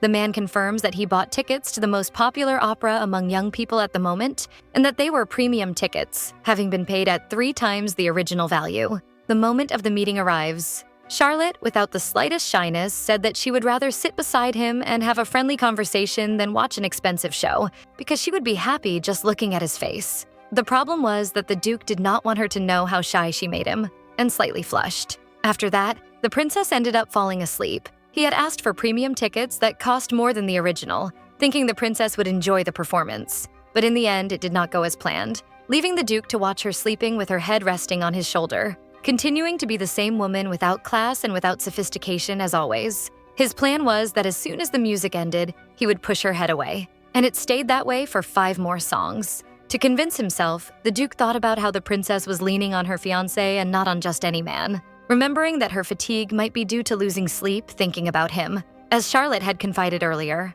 But he already has an idea to spare them from that unpleasant experience happening again, deciding to notify her in advance when they are going to meet, so that the princess can sleep properly. The period before the debutante ball was a disaster for Adler. Irritated, the man slams his hand on the table, thinking about how that wink he received at the banquet was adorable, and how it becomes even more so every time he remembers it. Renius can even recall every single thing Charlotte said, like his hair shining like the spring sun and eyes that resemble a crystal-clear lake, slowly becoming addicted to the girl's compliments. The Duke also secretly keeps all the letters he received from her, begging to meet. Thus, the feeling of euphoria never faded, and the letters have become increasingly direct lately. His secretary enters the office, asking whether he will accept the invitation to Lady Morstan's ball. Renius immediately makes it clear that he hates these kinds of social gatherings, but he ends up thinking it over, accepting and asking him to reserve a slot in his schedule for it, which leaves the man completely surprised, not knowing that the Duke did this because he thought Charlotte might want him as her partner. Before the man leaves, Renius asks what it means when a woman says she wants a date somewhere more private, and using that typical line, "It's not for me, it's for a friend." The secretary cannot see any logic beyond wanting to have an intimate and private moment. Then he asks another question that shocks him even more. What does it mean when a woman says that her heart warms when she thinks of you? Leaving the man completely bewildered, thinking about the possibilities of what that could mean, and believing that things are happening far too fast for someone who has never been in a relationship. He says that the Duke's friend needs to prepare his heart. Another day passes, and as usual, the Duke reads his fiancée's letters. Still intrigued by her words, he wants at all costs to find out what the girl wants from him. But if it is something inappropriate, he will cut it off at the root, and he will do so by consulting a small noble guide to love and other matters. As expected, Charlotte did want him as her partner at the debutante ball, if he was not busy. Even so, it was inevitable that the Duke was left in shock at hearing this request with his own ears. The young man asks if she had not said that she was in love with him. Charlotte makes it clear that she simply does not want the man she's in love with to do something that makes him uncomfortable because of her, making the Duke think that the princess is considering going alone because she knows he does not like events like these. But her eyes shine when she confesses that she plans to go. She then explains that if he does not appear with his fiancée as his partner, it would destroy his reputation in high society. In the end, the Duke decides that from that moment on, he should make the invitation first, so he does not have to deal with this kind of drama. Then comes the princess's question, asking whether he would mind if she showed a bit of cleavage that day, making the Duke collapse at that. The next day, Duke Adler makes an unusual request. He wants a dress to be bought. The man is confused and asks if it is for Charlotte, and Renius confirms that it is. After all, she is his fiancée, and it is perfectly acceptable on his part to give gifts like that. At that meeting, the girl confessed that she no longer had the budget for a new dress, but he makes it clear that the intention behind this is that the deadline for the mining rights is approaching, and he must show his loyalty to the imperial palace. Even without knowing what one thing has to do with the other, his loyal retainer will place the order for the dress and then have it sent. Duke Adler is surprised that before placing the order, it is he who must approve the dress design. Right away, he rejects one of the models. 2 more are rejected, until there are none left to evaluate. Determined to find something better, he goes out into the streets himself. His eyes widen when he notices something. A beautiful lilac dress with delicate details displayed in the shop window. A shy smile appears on his face, and Renius marches toward the boutique. But upon arriving there, he discovers that the dress is already reserved for someone else. Ignoring what is said, he simply states that he will buy it. The saleswoman, trying to be careful when speaking to the Duke, praises his refined eye, but explains that Lady Whittaker already has it reserved, or at least is trying to. But without caring, the blonde simply insists that he will buy it, and uses the famous phrase, "Have you forgotten who you are talking to?" making even his most loyal man shudder. In addition to who he is the all-powerful owner of this building. Duke Adler then offers to pay 3 times the dress's value, which should be more than enough to cover the cancellation penalty, and showers of coins are given to her. After that, he tried to tell the princess at the morning banquet that he would give her a dress as a gift, but due to the unforeseen poisoning incident and the consequent closure of the palace, the Duke could not see his fiancée for some time. It was truly surprising that Charlotte played the most important role in preventing the Emperor's assassination. However, the most important fact was that the first person the princess looked at in the crowd was him, causing in Renius an inexplicable feeling of satisfaction. And so, the long-awaited day of the Debutant ball arrives, even though he was happy to have bought her a dress so that she would not show her cleavage. Even so, Charlotte received a lot of attention from the men, and that made him think about whether he should have bought something less eye-catching. Lord Bridget's appearance was irritating to him. He has had a strange jealousy toward Renius since their days at the military academy, and it sends chills down the Duke's spine when he pretends to be his friend. Lord Bridget was tactless when he talked about Charlotte's gentle side, and said that if he had known, he would have asked her to marry him. Everything he says gets on the Duke's nerves, but at least he changes the subject and asks for permission to pull him aside. Charlotte accepted, not knowing that her fiancé wished she had refused. After all, isn't she in love? If only the princess had seemed a little upset, he could have used an excuse to stay there. As soon as they approach the other nobles, Bridget says, "I rescued him from the worst woman in the empire." People are surprised by his presence and even speculate that the princess caused a scene to bring him there. A woman whispers the gossip that the dress Charlotte is wearing was taken from Lady Whittaker. The true owner says she was so upset that she could not even sleep since it took a lot of effort to reserve that dress. And even so, the princess suddenly appeared at the boutique and demanded that it be given to her. Lady Whittaker was not in a position to disobey her, so she had no choice but to hand it over. And this generates unpleasant comments about Charlotte. Hearing all of this, Duke Adler wants to understand how the incident happened. She says that it happened while she was at the boutique and that if he had been there, he would have been horrified as well, claiming that the princess said horrible things, but this story does not seem true at all. Renius insists that he asks her a question, but she continues insisting that she is telling the truth. That is, until her eyes widen when the Duke reveals that he was the one who bought the dress. With that intense, frightening look, the Duke says, "I bought this dress at the boutique, and as you said, my shameless lady, but if my memory does not fail me, you were not there." Lady Whittaker begins to stammer, trying to fix her lie, and says that she heard it from the boutique owner. Another hole in this lie is that the owner did not know who the dress was for, because he simply bought it and later gave it as a gift to the princess, making it clear that he understood the fact that she accepted the reservation being canceled, and with Charlotte appearing at the ball wearing it, she invented an absurd story. Lady Whittaker will not let this go, after all. In any case, Charlotte is the reason the dress was taken from her, the real victim here. What she did not count on is the fact that Renius knows that, in addition to the boutique paying a penalty equivalent to the cost of the dress, they also provided a new one for free. And here he surprises everyone by saying that if she is going to lie, she should at least tell the story properly, because he will not tolerate anyone lying about his fiancé. All of this discussion causes a certain discomfort in the group. Although the lady had her dress taken, she still took advantage of the situation to create a malicious lie and further fuel Charlotte's bad reputation. Trying to calm things down, Lord Bridget says that the girl may have been mistaken, since the princess is well known for her bad taste and also for being a liar. Already disliking this man, Duke Adler does not hold back in saying that this is ironic coming from someone who is involved in all kinds of dirty activities in Cortina. The Lord defends himself, saying that he only did his job as a commander. Luckily, a girl steps into the middle of the group announcing the arrival of Archduke Killian, which ends up dragging everyone else away from the conflict, even pulling along the inconsolable Lady Whittaker. Duke Adler then looks toward a certain spot. It is the place where he left the princess, and she is no longer there, making him even think about the possibility that she also went after the heartthrob of the night. One of the nobles comments on the Archduke's popularity with women and then suggests that this be a moment just for the boys. Someone comments that Killian is quite naive. It is Bridget who says this, adding that if he has so many women clinging to him like that, he should enjoy himself a little,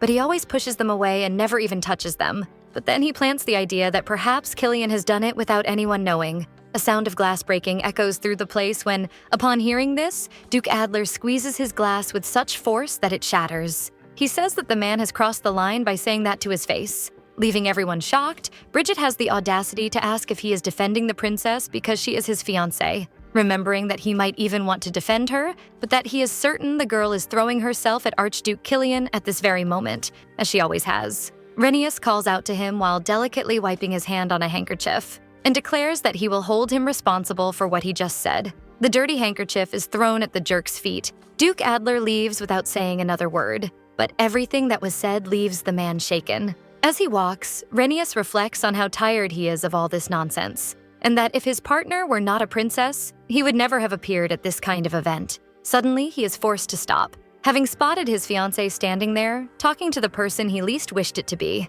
In his view, Charlotte has that foolish, love-struck look as always, while Killian does not show much, but also does not seem to be hating the situation. But that is enough for Renius's eyes. Duke Adler does not even wait to see how it will all end, and heads off to a distant area to be alone, and takes the opportunity to reflect on a few facts, like Charlotte having tried to convince him not to go to the ball because Killian would be there. Then he remembers her saying that she had left her past behind and that now she only thought of him, as well as remembering Bridget saying with a big smile that Charlotte is known for lying about everything. Things begin to work in his mind. Suddenly, he hears the desperate screams of girls saying that the princess is a complete psychopath. He recognizes the girls as friends of his sister. Then, right after, comes the sound of something breaking from where the girls ran off in fear. Duke Adler rushes into the room, thus finding Charlotte and Blair, whose eyes are full of tears, and he notices the broken wine bottle between them. His sister trembles upon noticing his presence. Still trying to understand what is happening,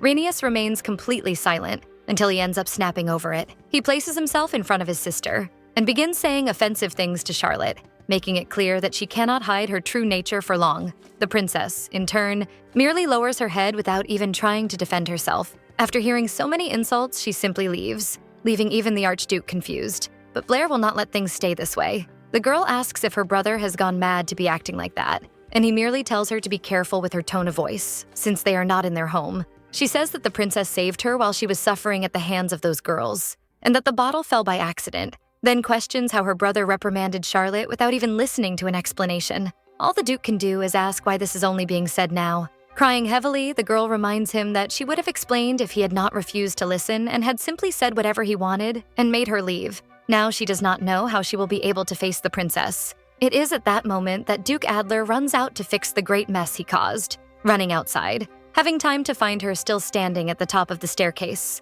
Renius intends to explain his behavior to her and apologize for the misunderstanding, but at that moment, a man arrives and carries his fiancée away. This is not pleasant at all to his eyes. Charlotte even notices him there, and their gazes meet, only for her to look away right after, thus leaving while being carried. After the incident, a few days pass. Charlotte usually writes daily, but it has been days since he received any letters. Now he feels like the biggest idiot in the entire world. That day, Blair shouted at her brother, saying that the princess must be fed up with him, and that if she were in her place, she would never want to look at his face again. For him, not much has changed, since in any case, they would not see each other again until the wedding day. And he tries to convince himself that if she stops being in love, it will make no difference. It does not matter anymore. His secretary rushes into the office in a panic. Renius wants to know what is so urgent that he would enter without even knocking. The Duke's eyes light up when he hears that it is a letter from the princess. Trying not to show too much interest, he asks whether all the commotion is about that.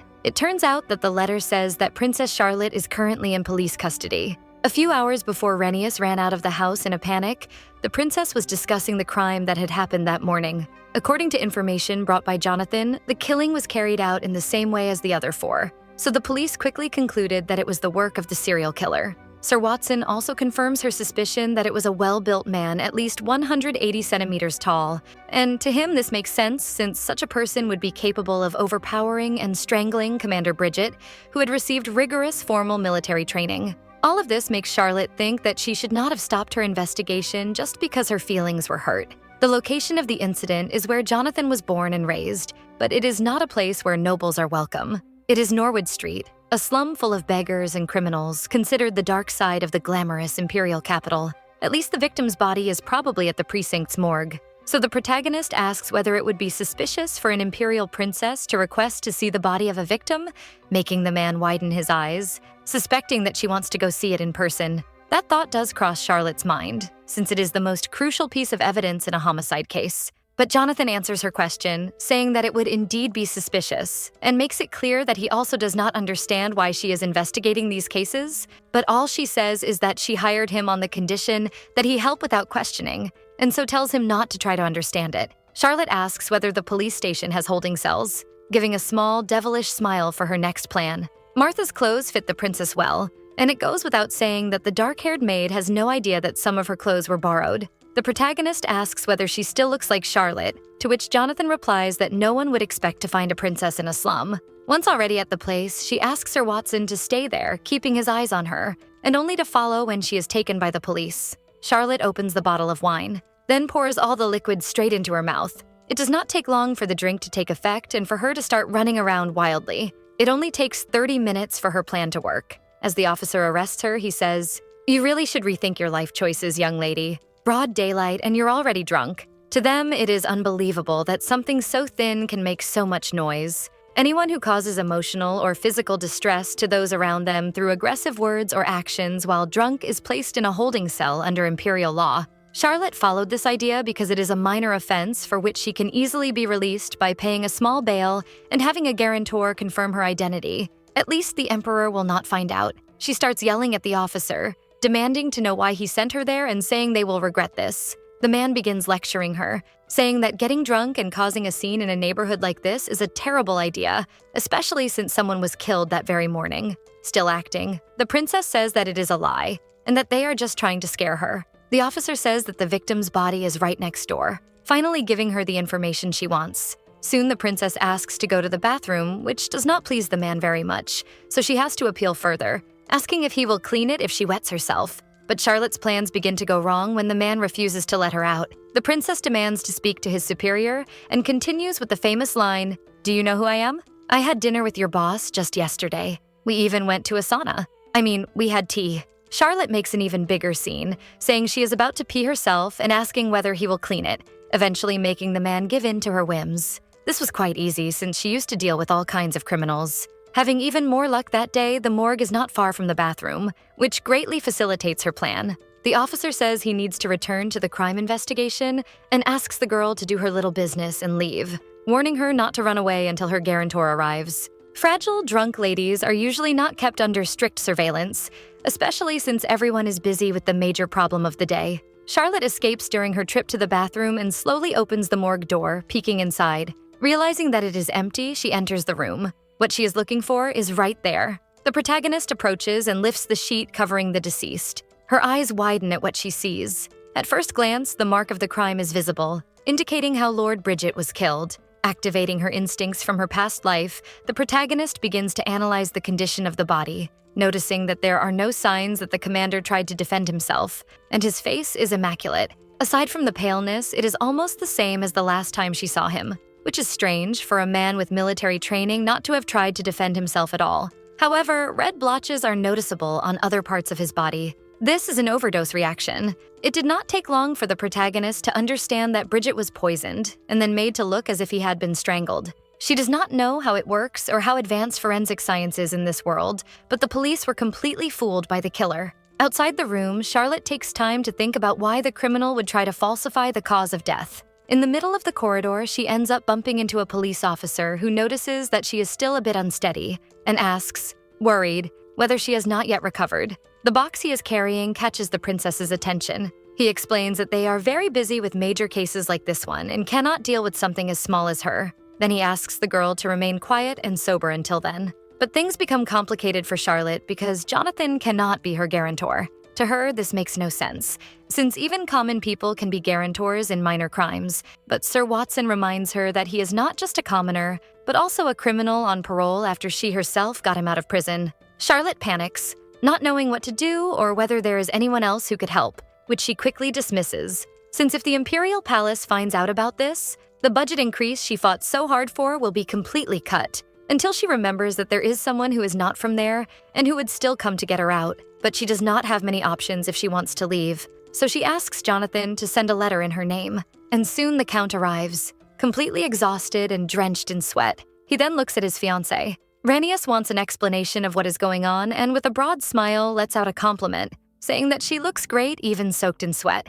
And we have to agree. Once again, the man asks what she is doing there, and the princess simply says that she is sitting in a cell, as he can see. However, the Duke is not in the mood for jokes and asks if she was really arrested for public drunkenness, and wonders if that, in her mind, is a wig. Charlotte responds with great charm. Sometimes a girl just wants to let loose. Getting to the point, Charlotte asks him to get her out, since he is already there anyway, and of course, without telling anyone who she is. The police officers soon arrive and are surprised by the presence of His Grace there. While the men interact, the princess simply observes the irony since they are standing in front of the murderer they are looking for. The chaotic situation is that a police station is involved in an investigation, with a woman detained for public drunkenness and her fiancé confirming her identity to get her out, pretending not to be the criminal. Anyone would be nervous going to the place where their crime is being investigated, but Charlotte thinks this is not a big deal for a serial killer. In any case, Renius resolves everything for her release. The two walk side by side, both somewhat uncomfortable. Then the princess breaks the silence,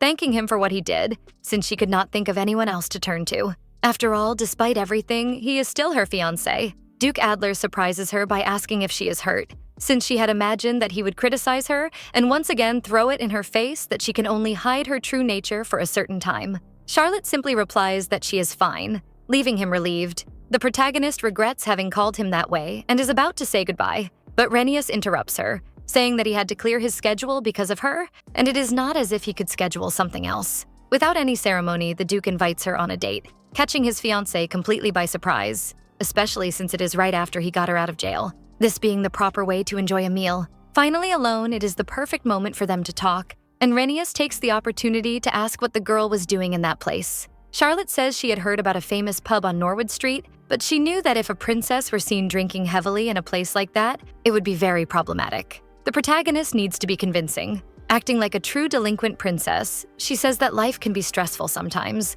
with moments when one can feel hurt and frustrated, and she explains that she wanted to get drunk because it would help her forget her pain for a bit, then asks if he never has moments like that. Adler is straightforward, saying that he has never drunk to the point of getting drunk, so he cannot relate to that, making her feel strange and apologize for the inconvenience she caused. Deep down, the girl cannot wait to change the subject, since the excuse she used now seems terrible. Renius surprises her once again that day by asking if it was because of him that she felt hurt enough to get drunk. He says he regrets how he behaved at Lady Morstan's debutante ball. Showing sadness over what happened, he admits that he made a big mistake that day and apologizes for judging the situation poorly and acting improperly. Even if it feels late, he thanks her for helping Blair. Saying those words was difficult for the young man. He even looks away, embarrassed. Charlotte says that Blair is his sister, and since they are about to become a family, she would obviously help her. The princess does not understand what is going on with him. There was something very disturbing about Charlotte to Renius, but nothing happened when the real one was involved.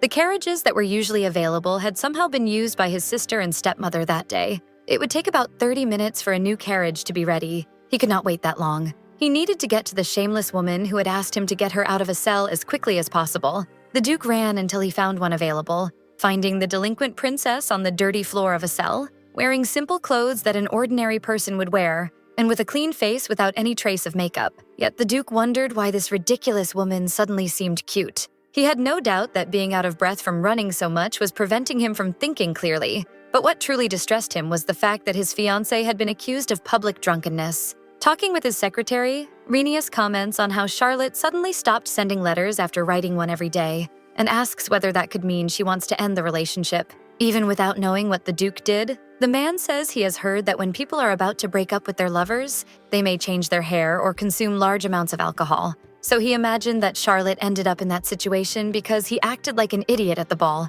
Then she ended up confessing that, leaving him completely shocked. This was the first apology of his life, and Charlotte graciously forgave him. Adler felt as if a heavy weight had been lifted from his chest, and now he began to feel a jump of excitement. Perhaps the princess was someone who understood him completely, yet he felt that it might be good to tell her something that had been bothering him and that he had never told anyone before. Renius reveals that he did not want to come because the last time he was at the restaurant, he had a bad experience. The protagonist is surprised by his words and wonders if the young man is about to confess memories of crimes. At her request, he begins to tell what happened 2 months earlier, when the head chef ignored his request and cooked the steak medium instead of well done, because that way it enhanced the flavor better. Indeed, the man went too far, even if he had only prepared the steak differently. But there is something else Adler needs to tell. His secret is that when he smells the metallic scent of red fluid, he begins to panic. So even though it was just the steak, it was unbearable and almost made him lose control in front of Blair and his stepmother that day.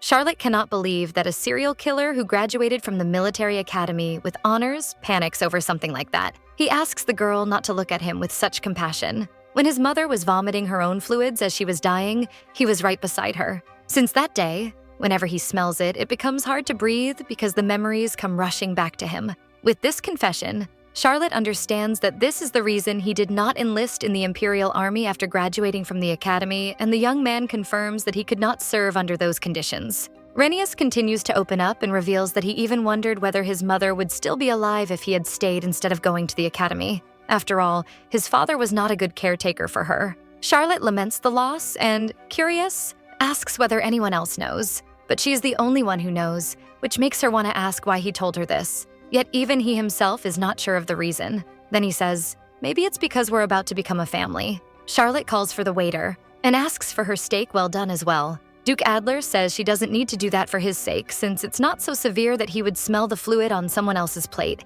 and she replies that she simply wants her meat that way today. He thought she wouldn't be able to enjoy it as much if it were well done, but to Charlotte, meat is delicious no matter how it's prepared. The protagonist understands that witnessing the death of a parent is difficult for anyone, and the villain of this novel is no exception. One day, on the way back from an amusement park trip they had saved up for, her family suffered an accident that completely destroyed their small car. She was the only survivor, and her thought was that if she hadn't begged to be taken to that park, no one would have suffered. And the girl remembers the days she spent drowning in guilt. Charlotte wonders if Adler has ever had nights like that. The princess says that none of this was his fault. Touching the Duke's hand, she tells him not to feel that way. After the end of that meeting, already at night, Charlotte is in the Imperial Palace. Lying in bed, she reflects that she should not grow personally attached to someone she is investigating, but in the end, she ended up comforting him. Her head is spinning, and she wonders what is wrong. But now is not the time for that, since she knows that the cause of the victim's death was forged.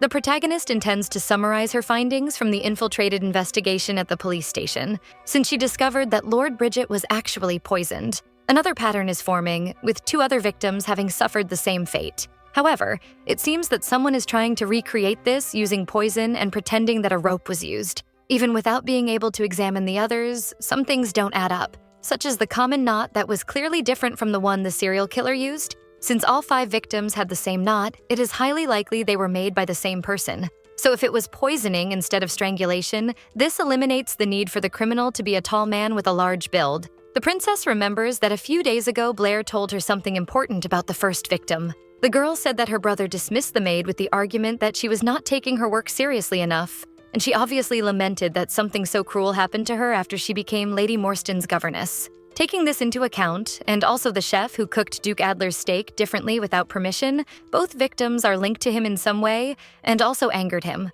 The protagonist wonders whether this is reason enough for a crime. Despite Renius having a cold personality, she doubts he would kill someone over something like that. But the reason Charlotte suspected her fiancé as the culprit in the first place was the introduction to the novel, which she only read briefly, and now she begins to question what if he is not the real murderer? Then if not him, who would it be? Another day of banquet arrives, reminding her of the last one that ended brutally due to the attempted multiple killings. But the Emperor is happy that they resolved it so they can gather once again. Thus, the morning banquet begins. Alert to everything around her, it doesn't take long for Charlotte to realize that apparently Camilla is plotting something. And it doesn't take long to discover that it is because Marquise Dost is there, one of the people influenced by the redhead. Soon the man is called to speak, saying that he wishes to ask for advice. Letting slip some questionable words, he says that they are receiving complaints that the Empire's legal system is incapable of fully resolving certain issues, and so he wants to know the pros and cons of a certain change. He then directs this to Charlotte, wanting to know her opinion on the matter. If the plan was to bring down the princess, they just gave her the best ammunition. Inspired, she is ready to begin. Minutes pass as Charlotte presents her opinion, which generates murmurs among those present. After it ends, Marquis Dost says that he has nothing to add because her answer was brilliant. And of course, the Emperor is proud of his daughter, drawing generous praise. Charlotte smiles gratefully to Camilla's misfortune since she tried to use the protagonist's area of expertise to harm her once again, without knowing that small detail. A list of official imperial events scheduled for the near future is handed to His Majesty. Reading the paper, the Emperor is surprised to see that it is time for the Imperial Confederation banquet. This is an annual event where high officials and leaders of Asgard's vassal states gather to promote harmony among the countries under its rule and strengthen their alliances. But in reality, it is merely a place for Asgard's vassal states to demonstrate their loyalty to the Emperor. The man explains that, due to the recent incident, Cortina has been excluded from the attendance list. Overcome by arrogance, the Emperor orders that this year's event be the grandest of all. Before leaving with these orders, there is still one matter to settle. He asks whether they should hold Princess Camilla's birthday celebration in his palace again this year, but the emperor rejects it, saying it will be held in the redhead's own palace, because this year the one to receive that honor will be Charlotte. This shocking revelation causes gossiping murmurs to rise once again, and of course, this does not please Camilla, who is completely against it. However, the emperor has given his final word and stands up, unwilling to hear his daughter's complaints. Charlotte remains standing there, still not understanding what has just happened. Birthday celebrations for princes and princesses usually take place in their own palaces, but every year the emperor chooses one child to have the party at his palace, and Camilla had been chosen for many years, being considered the most likely to inherit the crown. On the day of the poisoning incident, Prince Felipe commented that if Charlotte had not discovered it in time, Camilla would have been the only sibling left with everything. There is no definitive proof, but the protagonist believes that this situation gave the emperor a reason to distrust her even more,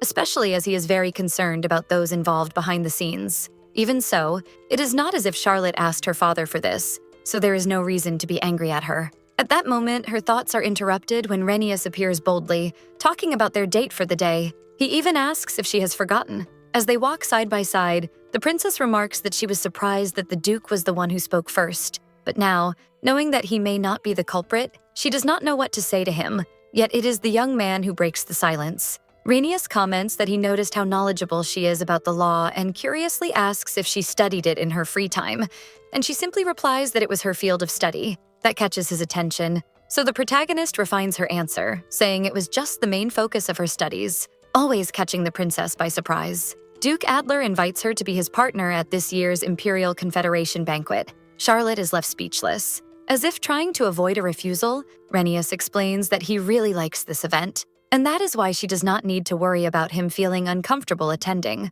Charlotte believes this is because of that time she said he did not need to be her partner. In any case, she ends up accepting the request, leaving the young man delighted. Taking advantage of the moment, Renius asks if there is anything else she has to say to him, but Charlotte denies it, finding his behavior strange. In truth, she has no idea what is wrong with him, since he has been acting very differently. Not just that day. Still, this makes her suspect that there might be something she usually says that ended up being forgotten. The princess draws his attention, saying that there is something on his cheek. Then she answers, "It's beauty." No one was expecting that. It was just a guess, since Charlotte was not very sure whether he actually expected a compliment, and she half panics, realizing that perhaps the young man sees her as a machine meant to feed his ego. In fact, she wonders how this silly guy could be a serial killer. Duke Adler decides to change the subject. He comments that he heard her dress was taken during Lady Morstan's reception, but Charlotte asks him not to worry, since it was her mistake. However, the young man intends to compensate her, since it was an unfortunate incident that happened while she was helping his younger sister,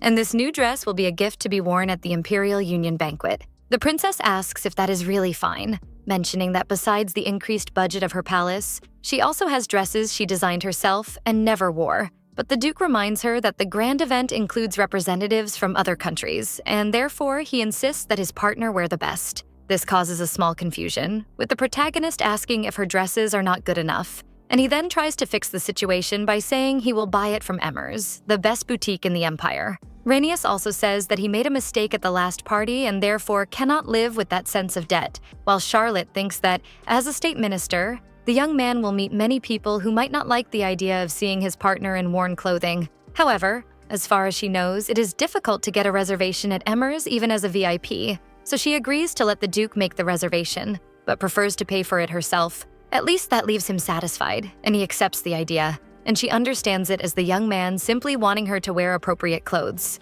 Back at the palace, Martha becomes enthusiastic upon hearing about the reservation. For the princess, however, it does not matter much. But the brunette does not care about that low energy, being very excited because she wants to make sure everyone knows the princess's status, since even the birthday banquet will be held at the Imperial Palace. She asks whether she will finally be able to put an end to the insolence of Camilla's servants, and takes the opportunity to share some gossip, saying that for some reason the redhead was unable to secure a reservation at the Amer's boutique. However, the girl's moment is interrupted when Jonathan asks whether nobles usually buy dresses every time there is an event. The young man is standing there, just listening to everything. Martha tells the sir to keep his rude comments to himself and not say them in front of the princess. Charlotte interrupts them and comments that she did not even get to wear the dress she bought, but the maid understands this as if the princess were still living in her amnesia state, since as far as she knows, Charlotte never wears the same outfit twice. Deep down, it is only the protagonist's soul that reminds her of poverty. Charlotte throws herself onto the bed, already tired, imagining how much she still has to do ahead, since choosing a dress does not take just one day. Seeing her sloppy manners, Martha asks her to maintain her dignity, but the princess does not care much since it is only them there. Charlotte then looks at Jonathan. Noticing that the look is directed at him, he ends up blushing. At last, the young man turns to leave, saying that he has a lot of work to do and that he will return at the scheduled time the next day. The princess simply watches him leave. After he leaves, the girl remembers the conversation they had. Sir Watson researched Marquis Bridget, whose last public appearance was at the Debutant ball, where he was the man the princess met, and it was not pleasant at all. Curious, Jonathan asks whether that unpleasant encounter had anything to do with the Duke. In any case, all of this irritated her. Another comment from Watson is that there were remarks about an unpleasant atmosphere between the Marquis of La Maria and Duke Adler that day. The young man realizes that the girl did not know much about it. But in any case, since that day, no one has seen the Marquis again. And as they already know, something probably happened to him. And once again, it is someone who had a small issue with Duke Adler. The only thing the protagonist cannot understand is why one of the nobles who rose in status within the Imperial Army appeared in Norwood. Jonathan's guess is that he went to meet a human trafficking gang based on the location. After all, the Marquis does not have a very clean reputation, and after joining the Imperial Army, he achieved great feats and became a leader in Cortina, being notorious for his harsh treatment of the local inhabitants. From what is known, war orphans were recently brought in, and it is said that they are involved in selling people as slaves within the Empire. Aware of the whole situation, Charlotte asks whether the Empire is not monitoring what is happening, which Sir Watson confirms, even though it is illegal and very inhumane. This causes a feeling of outrage in the man, since nobles of the Empire cannot be punished without proof.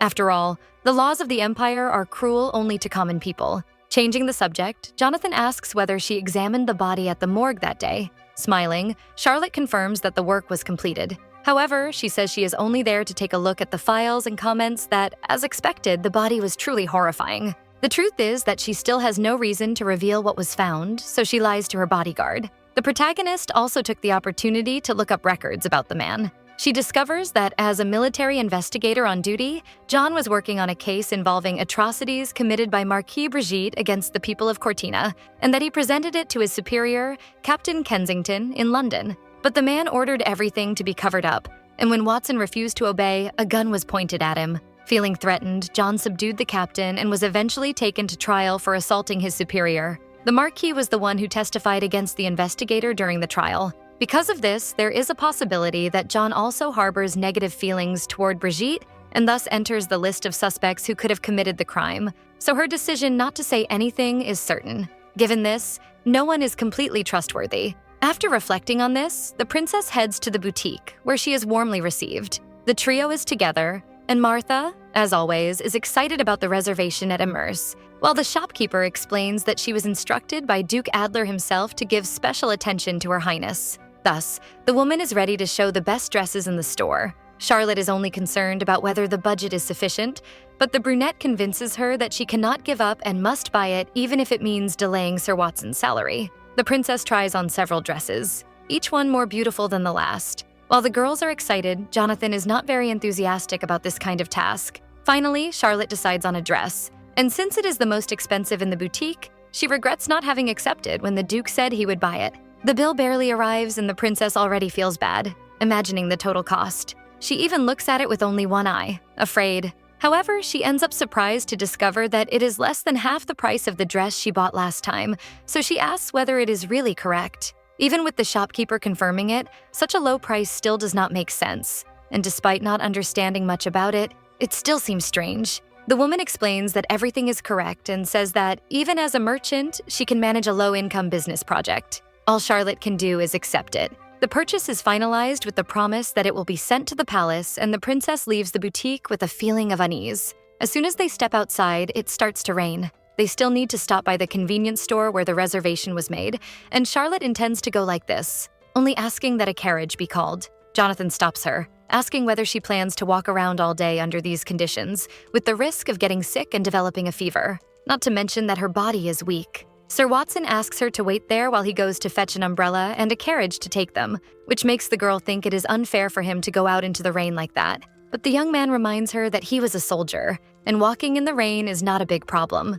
Jonathan then runs off, leaving the girls waiting. Martha even praises him, saying that despite his rough manner, she believes the young man is completely sincere, prompting the princess to comment that she chose her assistants well. Soon, the brunette voices her concern that Jonathan is not someone whose inner thoughts are known, and that is why the princess does not show him much affection, especially since his contract ends after the marriage to the Duke. Charlotte agrees, since in the end the young man is loyal in truth to the money he receives. The two change the subject, talking about how strange the price of the dress was. Then Charlotte promptly accuses Duke Adler of having done something. She is surprised by the young man's presence. Upon hearing the voice, Charlotte immediately turns around, finding herself face to face with Renius. He says, "I see the princess talks a lot about me when I'm not around." A bit embarrassed at being caught, Charlotte denies it and thanks him, saying that thanks to him she managed to get a beautiful dress. The Duke is pleased that she succeeded and asks whether she is waiting for the rain to stop. Charlotte confirms that she is waiting for her carriage there, but curiosity arises and she asks what he is doing there. Being the owner of almost everything in the empire, he says that this building belongs to the Duchy of Adler, and that he is there because something happened. So he had no idea he would happen to meet the princess by chance. But this coincidence is very strange, making a reservation at a boutique located in a building he owns and then appearing at the scheduled time, and it raises suspicion that he might be watching her. There are still many doubts about the details, but the Duke remains the main suspect, and while he pretends to care, he may be looking for an opportunity to eliminate her. Still, Charlotte keeps her fake smile and agrees that everything is nothing more than a twist of fate. Renius seems pleased by this. His secretary appears, informing him that it is time for them to leave. This is the first time Charlotte and Alfred meet, and the man respectfully greets Her Highness. What catches Charlotte's attention is that the young man must know the places the Duke goes. Thus, she plans to extract information from him, but seeing that look from his fiancée, Renius completely misunderstands it and pushes his secretary aside, ordering him to fetch the carriage. Duke Adler then turns to Charlotte, asking if she has some problem with his secretary, since she would not be interested in him otherwise. Charlotte, of course, denies it, but the suspicion does not fade. Adler wants to understand what that look was, but the princess denies anything, saying she has eyes only for him. It is as if the Duke is trying to read her mind, and in the end, the young man blushes at the answer he received. The three of them remain there in a corner, sheltering from the rain while waiting for their carriages. The Duke leans closer, taking a look at his fiancée. Then he hands her his umbrella. Renius says he needs to go because of an appointment, and he steps into the rain, making his secretary rush after him in desperation. Martha sees this gesture as something very romantic, but what Charlotte's eyes catch is something terribly different from that. The knot tied in the cord holding the umbrella catches her attention. Meanwhile, in the carriage, Renius asks the man not to make a fuss just because a little rain soaked him.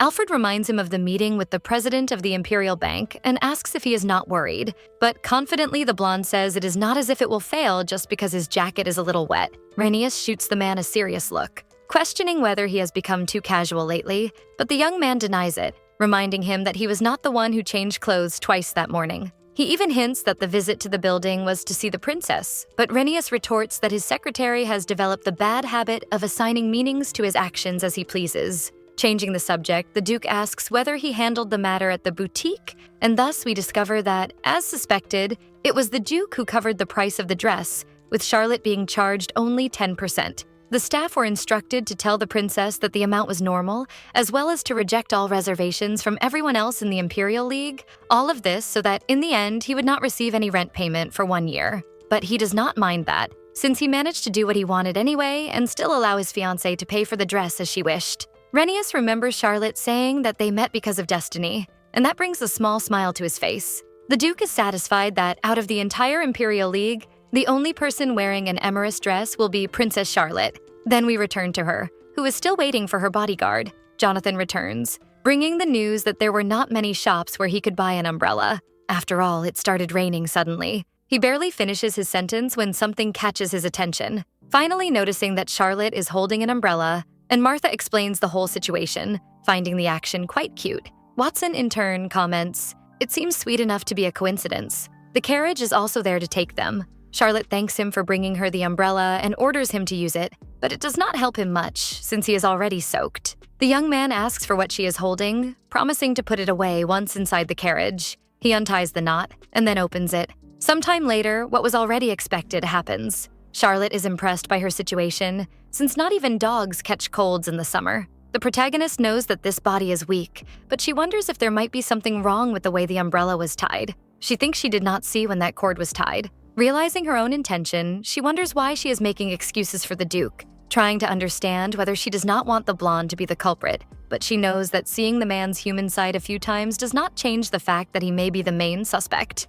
Meanwhile, Martha is worried about Her Highness's high fever. Not caring much about her condition, Charlotte only wants to know whether a letter was sent to Blair, apologizing for the tea meeting they were supposed to have. Suddenly, a maid appears, informing them that a guest has come to see the princess. Always attentive, Martha herself reminds them that the princess had sent apologies for her scheduled commitments. It turns out that the guest in question is Duke Adler. Of course, the brunette finds it romantic that he is visiting her while she is sick and is ready to bring him to the room, while Charlotte tries to understand how her fiancé knew he should come. In any case, Duke Adler enters the room, and he is surprised by the state the princess is in. Charlotte apologizes for being seen in such a disheveled condition. After composing himself, Renius says she has nothing to apologize for, and that he is the one who should apologize for coming to her room without prior arrangement, while the princess says it is fine, explaining that she cannot receive him properly because of her condition. Even so, the Duke wants to justify himself so there will be no misunderstanding. He says he is not the kind of man who invades a woman's room without reason, but Charlotte did not misunderstand, since she does not think it is a big deal if someone enters her room, which leaves her fiancé shocked. He even tries to hide it, having previously considered the possibility that someone else had done so before. Changing the subject, the girl asks what he is doing there, since they do not have a meeting scheduled, and shortly after she begins to cough. Worried, Renius asks if she is all right,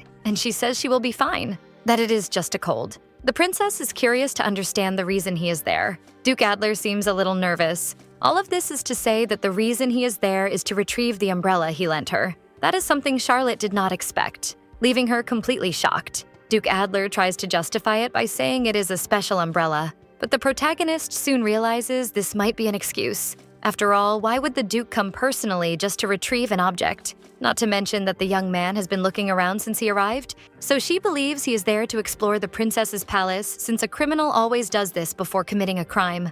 In any case, Charlotte points to where the umbrella is, saying that she had planned to return it personally. Renius asks why she no longer sends him letters. Charlotte explains that since he gives notice when they will meet, she does not want to irritate him anymore by sending letters every time. But she is surprised when the Duke says that it is not irritating, that in fact he was eager to receive them. And he says that if she had informed him by letter that she was sick, he would not have shown up like this. Charlotte says that next time she will let him know, thinking that this situation is also partly her fault. The coughing from earlier returns, and this bout leaves the Duke very worried. Immediately, Renius goes to her, ignoring her requests for him to keep his distance for fear of making him sick as well. But he needs to get closer to pick something up, to the point that others might worry about him being in her room. Now close, he notices something in his fiancé's hair. It is just a piece of handkerchief. Still surprised, Charlotte thanks him for this noble gesture. At least she reassures herself that the Duke will not try to eliminate her there, since there are many witnesses. Charlotte is pulled from her thoughts when the Duke grabs her wrist, noting that her body is weak. Then he says something strange. It seems like your wrist would break if I even squeezed it. He also notices that her pulse is very fast, and the princess soon says it is because of the cold. Renius tells her of a saying that one recovers from a cold by passing it on to another person, like a fiancé. He says he can do that. Charlotte is startled by this closeness and wants to know what he intends to do. But whatever the Duke intended to do is interrupted when Martha enters with the tea. The princess tries to play it off, while the young man simply steps back. Deep down, she is still nervous about what happened moments before. Martha draws her attention by asking if she saw the beautiful bouquet the Duke brought. Looking at the lovely flowers, the princess asks if they are for her, and Renius confirms it, saying he picked them up along the way. The Duke says that he picked them from his garden, making the princess wonder if this is a joke. Renius says that he has already finished the business he came for, so he will leave and asks her to take care of herself. It is surprising to Charlotte that her murderer is telling her to take care, but before the Duke leaves, she calls out to him. But it is too late, and the Duke forgets his umbrella. Realizing that it was obvious this whole story was a lie, now alone, the princess asks for the flowers to be placed in the living room, explaining to the maid that only beautiful things should stay together. In truth, she knows that some flowers are highly toxic, especially when they are brightly colored like these, considering the possibility that this could be the poison that would eliminate her. The protagonist throws herself back onto the bed, finally able to rest, but not for long. Jonathan enters the room, sees the girl sick, and uses the famous phrase, "I warned you." As for the Duke, A few hours earlier, he had been informed about the princess's health. It was Blair who informed him, since she received a notice that the tea meeting had been canceled. Duke Adler feels offended that his sister received the news and not him. Even after the princess declared her love, the two talk about it, and the girl wants to know if he is going to do something. Blair encourages him to at least bring flowers, after all, he is her fiancé, but the Duke thinks it is rude to visit a lady without notice. But that does not matter to her,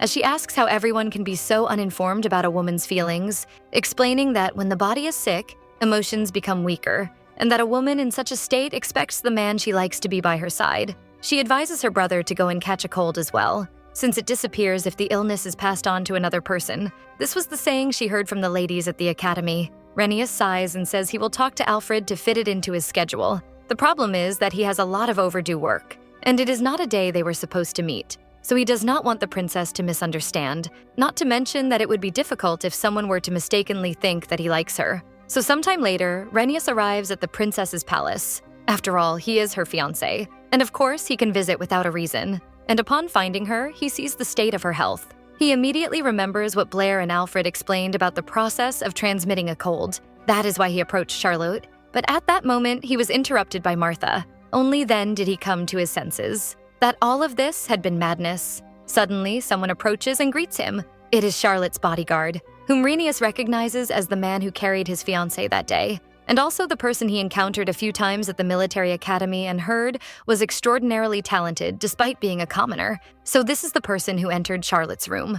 Renius stares at him, wanting to know what he is doing there. Jonathan explains that he is responsible for accompanying the princess. Curious, the Duke asks if he comes very often, to which the bodyguard confirms. But Sir Watson says that not as often as he does. That is all the blonde man needed to hear. Before leaving, he says, "You had better do your utmost for my fiancé's safety." We return to Jonathan's meeting with the princess, who wants to know if there is any information, and the man finds it worrying to ask that first when she is sick. But after all, this is the only reason he is there, and Jonathan asks whether Her Highness cannot consider that his visit is motivated by knowing about her health. Charlotte points to the papers in his hand and says that those who come for that reason bring flowers or fruit, not a stack of documents. There is all the information about the third victim, as well as the ledger of business transactions and the whereabouts of the victim, the bakery owner. The person appeared to have a generous heart, supposedly participating in volunteer activities by regularly distributing bread in the slums of Norwood, and was on the way to do so on the fateful day. The princess says that gathering such detailed information must not have been easy, so she asks what the secret is, but once again the man says it is confidential. In the end, Charlotte thanks him and says she will get in touch as soon as she feels better, and soon begins to cough. Seeing this, Jonathan comments that the cold must have been from getting soaked in the rain and advises her to take care of her health first, and not the incident. This is a scolding that even Martha gave her. So the princess asks him to leave the documents on the table when he leaves. However, she loses strength in her hand, and the papers suddenly seem too heavy, and the stack of documents ends up on the floor. Jonathan asks if she is really so weak that she cannot even properly hold a stack of papers, but Charlotte feels embarrassed by this. Sir Watson says that he will tie them up and place them on the table so they can be read later, and tells her to rest. But something he said catches the protagonist's attention. It is the knot he tied with the cord, the important element for her investigation. The extraordinary skills of commoners from the slums of Norwood could be considered a curse. Despite being talented, they were never granted permission to rise in the hierarchy, which was particularly frustrating. Even when they showed superior performance in the end, only the nobility received opportunities. Commoners admitted to military academies were rare and were often looked down upon by noble families. After all, who would want to receive instruction from poor, low-class people? Therefore, they settled for lower-ranking positions within the imperial army. Even so, it was the best opportunity for common people. But what they witnessed in those positions obtained by such means was a mine of corruption, with unethical acts carried out in the name of the imperial army and vassal states, and a cartel of nobles who turned a blind eye to these crimes despite knowing about them. Jonathan, who raised legitimate arguments, was brought to trial under the accusation of assaulting a superior officer. While unjust orders were issued by the nobility and illicit incidents were instigated by them, in the end, the only person branded as a criminal was the common citizen, that is, him. So all that remained for him was a reputation of dishonor and the title of criminal. However, the person who extended a hand to him was the princess, who is known as the pursuer of Archduke Killian, foolish and useless, a ridiculous figure who could make people want to tear their hair out just by looking at her. Jonathan's first meeting with Charlotte involved a ridiculous proposal in his view, since she wanted to buy his loyalty. Charlotte said that what he went through was unjust, which was surprising, since no noble in the empire had ever sided with a commoner. That immediately made the young man think there was something behind her kindness, and that getting involved would certainly land him in trouble eventually. But the offer was too tempting to refuse, so selling a false loyalty was not a big deal to him. It should have been like that, but contrary to the rumors, Jonathan discovered that the princess was intelligent and modest, and surprisingly, she has a cute side. Another thing that was different from what he had heard was that she did indeed have affection for someone she loved, but it was not Archduke Killian, and instead Duke Adler, a person whom even commoners would not dare to cross paths with. However, he noticed that Charlotte also received disdain from him, just as she did from Killian. That day when he saw the princess in Count Morstan's garden, she was surrounded by withered flowers.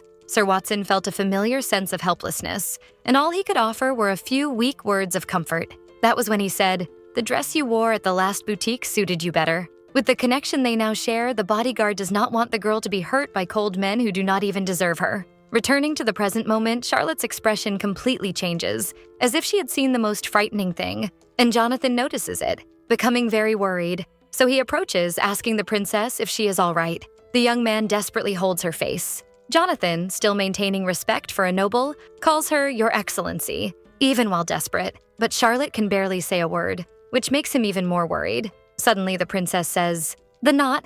The bodyguard immediately understands what she is referring to. The princess explains that it is not common, but in fact, it is not used in the empire, but in Cortina. She explains that because it is very strong, the imperial army eventually adopted it, and it is a habit he kept from his time at the academy. Charlotte goes deeper into her investigation, wanting to know whether everyone uses it even after graduating, but it is more Jonathan's preference, since while training there, it became natural to get used to it. This time it is Jonathan who becomes curious about why she is surprised by the knot, so Charlotte reveals that the one used by the serial killer to bind the victims is similar to this one. This makes the bodyguard ask whether that means she has just suspected him of being the culprit, which she denies. It is obvious that Jonathan feels offended. After all, she is suspecting the person who has helped her so much with the investigation. In the end, Charlotte admits that she thought so for a moment, and the protagonist comes to her senses, realizing that it cannot be him, since at the time of the first victim he was stationed in Cortina as part of the imperial army.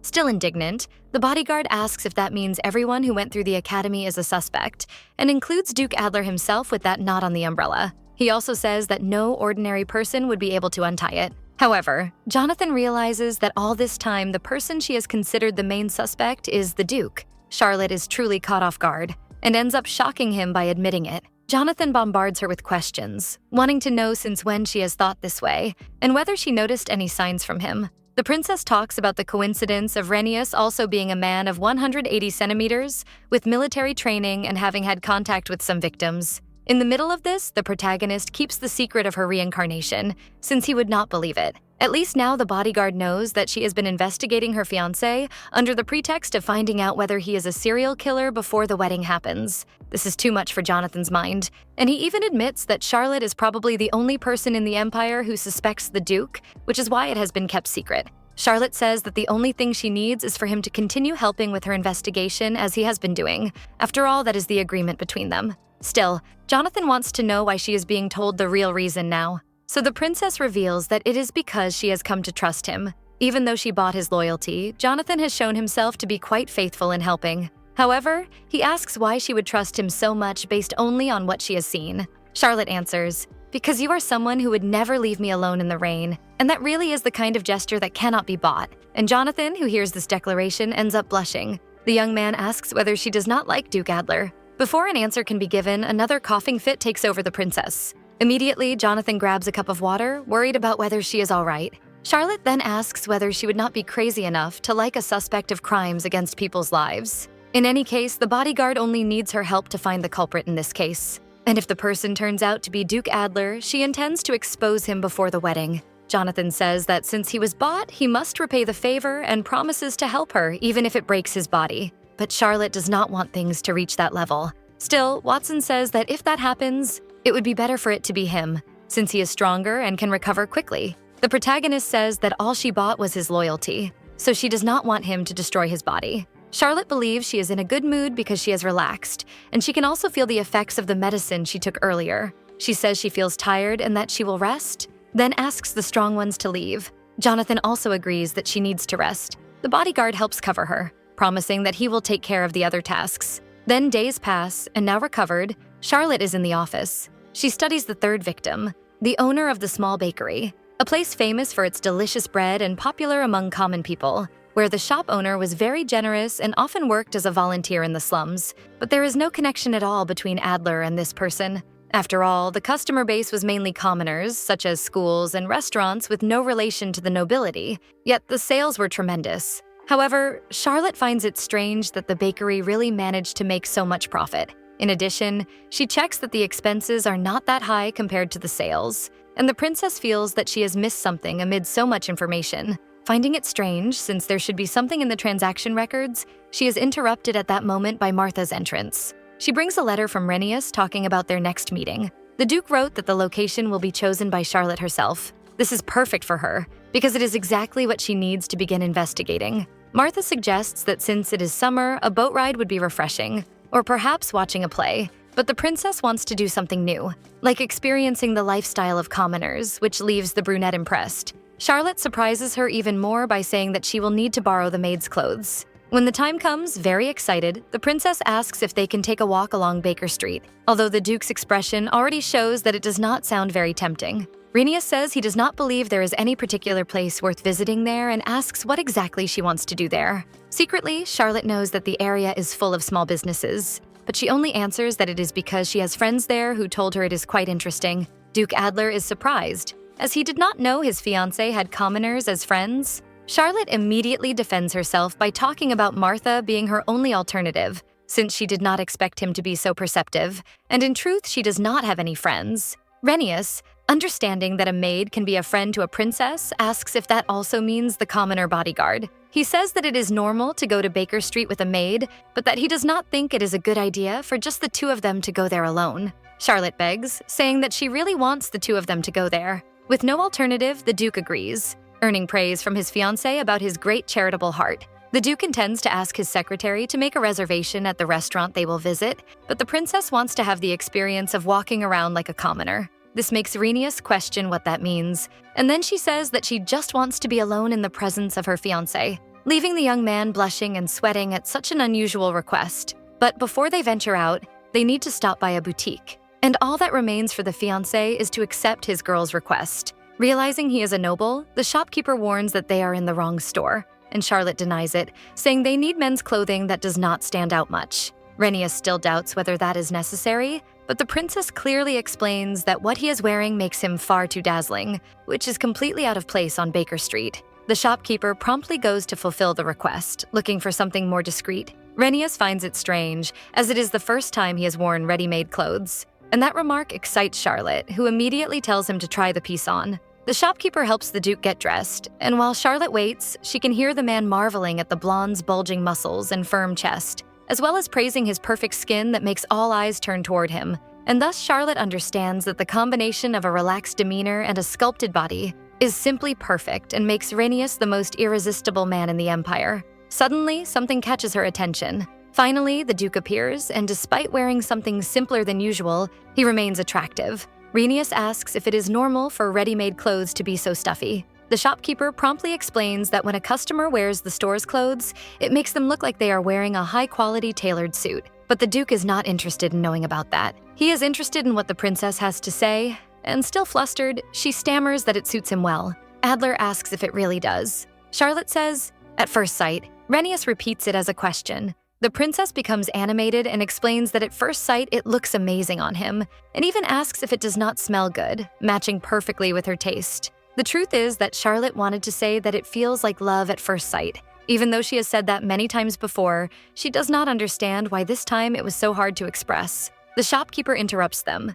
saying that he noticed they liked it very much, so he wants to know if they will take it. Renius not only buys the clothes he is wearing, but also everything in the store, which will not make much difference to his account since the suits there do not come close to the value of a single one he owns. The protagonist realizes it is the typical cliché dialogue that a boyfriend says when buying clothes for his partner. Well, secretly, the Duke is the greedy type when it comes to this kind of purchase. At least now he is ready to go to Baker Street. Thus, the two walk through a place no noble would ever visit for sheer pleasure. Renius asks if a destination has already been decided, and Charlotte immediately chooses the restaurant. Everything is nothing more than a lead for her investigation, since it is one of the main clients listed in the bakery's records. They have been importing and selling breads and desserts from there for a long time, and it is there that Sherlock Holmes will work alongside her beloved Watson, although Renius has no idea what is going on. Charlotte orders a well-done steak, remembering the blonde's small issue, plus a basket of bread and a chocolate dessert. The waitress writes down their order, promising to bring it shortly.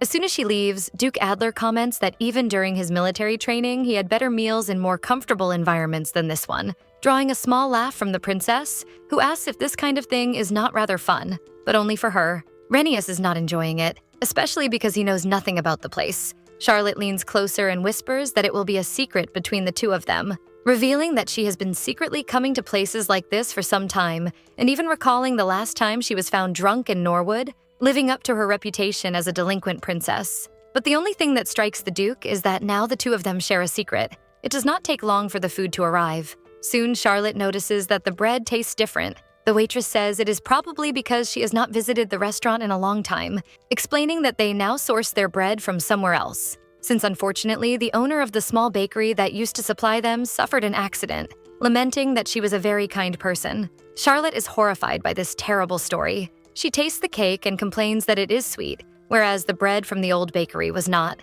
The girl explains that this one really is sweeter, and that the desserts and everything from there were the embodiment of such addictive sweetness that she felt as if she were under a spell every time she ate them. The waitress also says that the most famous item there was the vanilla cream, with its incredible flavor. Renius notices a certain interest from his fiancée in the bakery and asks if she has been there before, and the princess says it was something Martha told her about delicious bread coming from small bakery. But it is not something the Duke knows, as he is not involved in that sort of thing, nor is it of interest to him. He also says that she does not need to know his interest either. Charlotte retorts that at least not at the moment. After all, since she will be responsible for his household in the future, she must familiarize herself with various ingredients. And this remark makes the man choke as he imagines her as the head of the household. But because of that statement, the girl herself wonders why she said it, since as far as she knows, she will be dead by then. Still, she asks about it, and Renius explains that he is under his stepmother's control, and that they will be able to speak with the woman soon. Changing the subject, the protagonist says that the restaurant broke her expectations, but that it is unfortunate to know that the bakery owner suffered an accident, and she tries to catch a clue about how it happened. The Duke suggests that they look into it later, since she is curious. From his reaction, the princess realizes that he truly knows nothing. Noticing that the blonde has not eaten anything, the princess asks if he is not hungry, and he says he is fine. But Charlotte tries to convince him to taste the cake, saying it is delicious. She takes a piece and offers it to him. This time, Renius becomes nervous, not understanding this kind of behavior, so she has to explain that he should open his mouth as if saying, "Ah." But the Duke becomes even more nervous about doing that in public, and Charlotte says that this is what one does on a date, and once again feeds him. Before he can question it again, the princess pushes the piece of cake into his mouth. Then she asks how it is. Renius says it is very sweet. She agrees while eating calmly, which somehow ends up making the Duke blush. This is the main assertion technique, a method to extract information from someone based on known facts. When one person asks another a question, they usually react defensively because they suspect the intention behind the question. But humans have a nature that teaches them to correct others. If false information is casually mentioned during conversations, it will be corrected and may even prompt them to share more about the subject. Charlotte felt uncomfortable with the transaction records of small bakery because there were no records of purchases of sugar and spices. Even though these are essential ingredients for bakeries, the profit seemed very high without expenses for the main materials. She asked the waitress whether they made the bread without sugar, since the desserts from small bakery were much sweeter, and the most famous item was the vanilla cream, which is definitely contradictory information. However, the details did not seem to interest Renius, even though he had deliberately provided incorrect information about the victim's gender and the cause of death. So she wonders whether he is clever enough to avoid it, or if he truly does not know. Renius draws her attention by asking if she is going to praise his beauty, and Charlotte says that he looks very handsome. The princess comments that she noticed sweets are not really to his taste,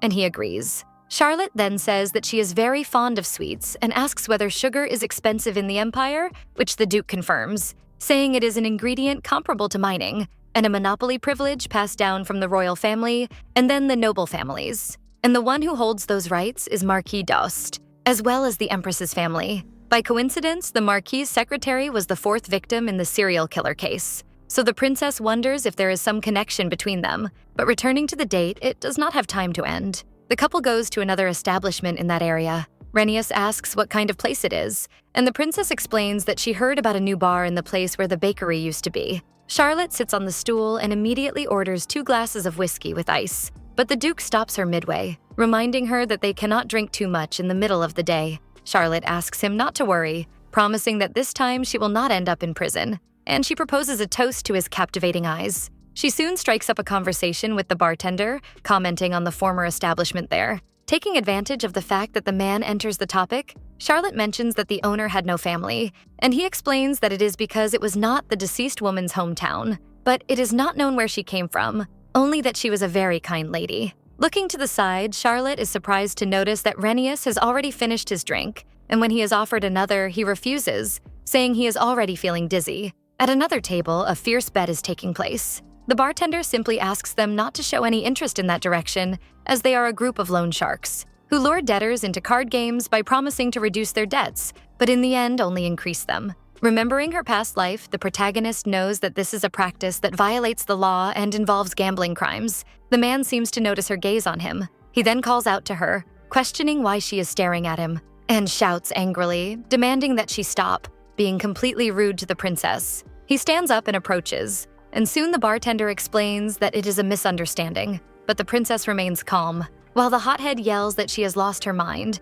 saying that with those clothes she truly passes for a commoner, and the protagonist wonders whether she should take it as a joke and deal with the consequences. Although taking a punch from him might hurt a little, or even more, given her fragile body, but the punch does not come, because Renius grabs the thug's arm and squeezes hard, making him weaken, calling the man audacious. Renius says, "Try touching her again with your filthy hands." Another man arrives, grabbing the Duke, ready to teach him a lesson, but Renius is a soldier and easily knocks the man down, attracting more enemies who rush toward him. The Duke dodges a punch. Meanwhile, people watch, and Charlotte realizes that his military achievements were no joke. But she worries that if this continues, it will turn into an even worse fight. The bartender tries to end the commotion, asking the brawlers to stop, asking them to resolve the matter more honorably, like gentlemen, suggesting that they do so with a traditional duel. The cards on the table indicate that the game has been going on for some time. The man is confident in his hand. Renius shows no reaction,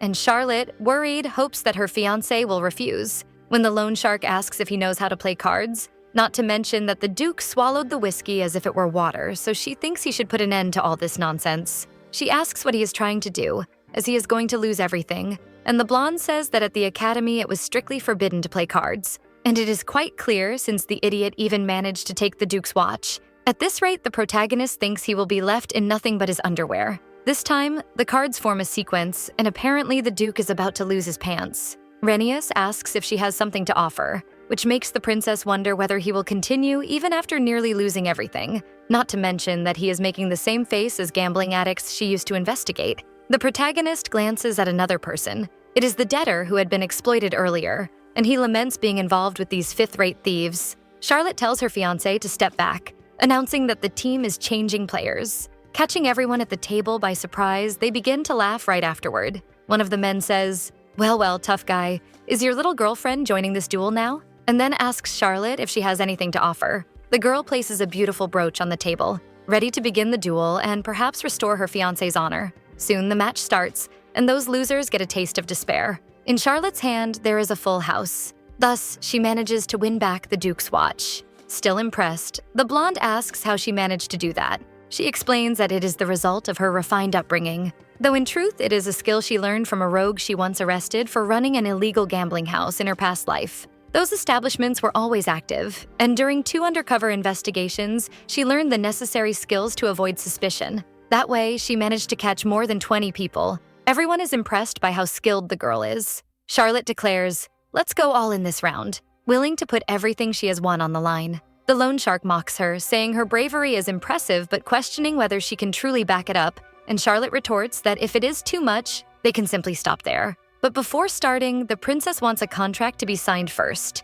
The man agrees on the condition that if she wins, the debts will be cleared, but it will not be pleasant if she loses. because she would even have to sell her body to manage to pay everything. He starts the game with a perfect sequence. It is a straight flush, and the loan shark says the girl should not be so confident. But Charlotte is just getting started, and now it is her turn. She reveals her cards on the table, leaving everyone astonished, especially the Duke. The princess has a royal straight flush. With the victory secured, Charlotte takes the contract and says, "Perhaps you are the one who should not be so confident." At the end of the afternoon, the man who had been in trouble with the loan sharks thanks her for saving his life. Charlotte advises him not to do business with loan sharks again and hands over the contract showing that the debts have been cleared. But what happened was not because the man wanted it, but because it was a necessity due to his son being ill. And her heart aches just thinking about the child suffering, as no father could endure that, just like Charlotte's own. She takes her brooch and offers it to him, telling him to use it if he needs money for medicine, because she understands that just because the debt was cleared does not mean what is needed will magically appear. With eyes full of tears, the man can hardly believe such kindness from someone he has just met and thanks her deeply for everything. He asks for the name of his heroine so he can repay her in the future, but the princess tells him not to worry about that, and that taking care of his family is enough, then bids him farewell. Finally alone, Renius asks if she is always so generous. First saving Blair and now helping a poor man, and he questions whether she knows she will not truly benefit from this. But it was never about that. Her body simply reacts when she sees an injustice happen, and the Duke himself experienced strange things while he was in this district. Charlotte apologizes for dragging him into this crazy situation, and if it made him uncomfortable, assuring him it will not happen again. But the man surprises her by saying that thanks to her, he enjoyed watching everything unfold. It was the first time he had seen someone shuffle cards so fast and effortlessly. This is a relief, because Charlotte was afraid he might say he did not want to meet her again until the wedding day. The princess explains that her hands are faster than the eyes, and that she was worried about having offended him. The conversation ends abruptly when the Duke notices something. Renius pulls the princess into his arms. Startled, she asks what is wrong. He says that someone might be following them. Charlotte asks if it could be someone from the tavern earlier. For Renius, it would be lucky if it were them. However, if it is someone who knows their true identities, it could be a problem. He pulls something from his vest while saying that it would be better if there were no need for bloodshed. Charlotte asks when he picked that up, and the man replies, "Did you think I would walk through these streets with you completely defenseless?" He holds his fiancée as they walk. At the same time, the pursuer is right behind them. The Duke risks a glance, and he says that they need to run. One look is enough for both of them to agree and start running. The pursuer also quickens his pace. Renius holds Charlotte's hand, searching for a safe place to hide while using his weapon to protect them. The unknown man is carrying a dagger. Renius finds an alley and pulls his fiancée so the two of them can hide there. Thus, the pursuer loses sight of them. The Duke holds the princess in his arms, keeping her safe there. Charlotte has her ear close to his chest, hearing his accelerated heartbeat. They hear the man say, "It would be my end if I failed this mission." The protagonist asks if it is that person, but her fiancé asks her to be silent because he is coming. Indeed, the pursuer approaches and looks toward where the two of them are. But Renius is quick and strikes him with his weapon, making the man fall to the ground. With him unconscious, Renius asks if she recognizes his face from somewhere. Once again, the princess is silenced. It is possible to hear the footsteps of other people approaching. They might be companions of this pursuer. Renius is afraid he might have to use his weapon. Meanwhile, Charlotte also looks for a way to protect them. She grabs the wooden club. Even thinking it might not be necessary, the Duke asks her to be very careful not to hurt herself. The footsteps are closer, putting both of them on alert. Someone approaches. Renius immediately draws his weapon, but whoever it is recognizes him. The person is actually his loyal secretary. The Duke sighs in relief and says that he told him to follow from a distance. Alfred explains that he became worried when his master suddenly disappeared into the alley.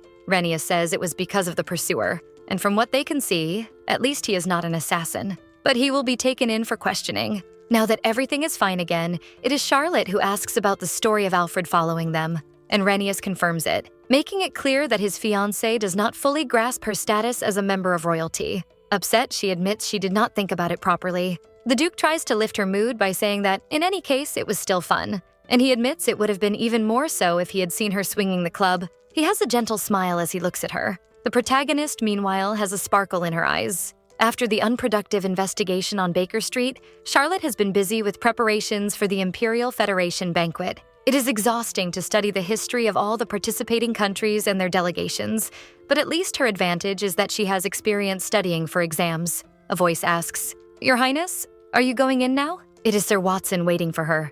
Surprised, the princess asks if he has been waiting in this heat and whether he must be tired, but he says there are many shaded places around. Smiling, the man says it is not very difficult to wait for her, making the princess blush. Charlotte says she has good news, that due to security reasons, personal attendance will not be allowed at the Imperial Federation event, so the bodyguard can take the day off and rest. But apparently it is not such good news for him. Jonathan asks who will protect her. Learning that the Imperial Palace will be managing security at this event, he asks if her partner will be the Duke. Charlotte confirms, finding the question a bit strange. Jonathan asks if she is not being too careless. A bit agitated, he reminds her of what happened on Baker Street with the pursuer and questions whether she even knows who is behind it. But no matter what he thinks, Charlotte cannot take him to the event, nor can she distance herself from the Duke. Watson asks why she needs to take such risks to gather evidence. The issue is how the protagonist should explain that she is the 8th victim, no matter how far she stays from the main suspect. If she does not catch the criminal, she will not be able to avoid her end.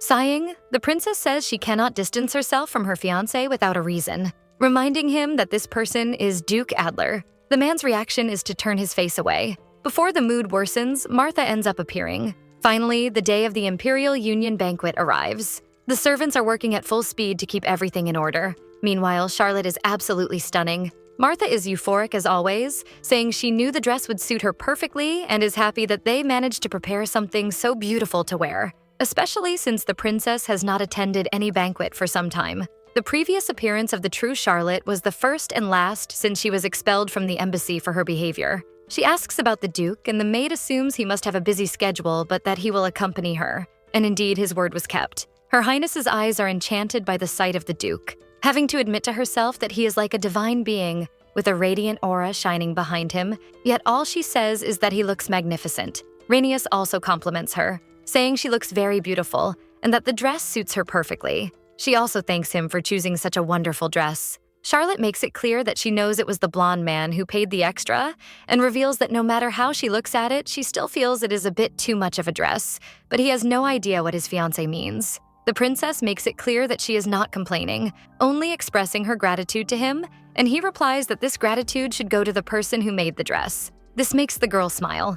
Noticing the agitation around them, Adler asks if there was any problem at the palace, and Charlotte explains that because she was busy with the event, things ended up like this. Taking advantage of the topic, Renius comments that he knows about the person who followed them on Baker Street, and that he is one of Prince Frederick's men, saying that the criminal is so incompetent yet still audacious, and that he confessed that it was her brother who ordered everything. Charlotte can sense a threatening vibration coming from the blonde man. However, her concern is whether the pursuer was trying to gather information. After all, she knows that Frederick harbors resentment, and even showed it toward her during the meeting, and now he is following her, probably to exploit any of her weaknesses. The man also insisted that he did not want to harm them, which makes sense to the princess, since despite carrying a dagger, he did not use it, suggesting he did not intend to hurt them immediately. Not to mention that attempting to harm a member of royalty carries severe punishment, so he must have made sure before making any move. Frederick agrees with this line of thought that the prince tasked him with gathering useful information.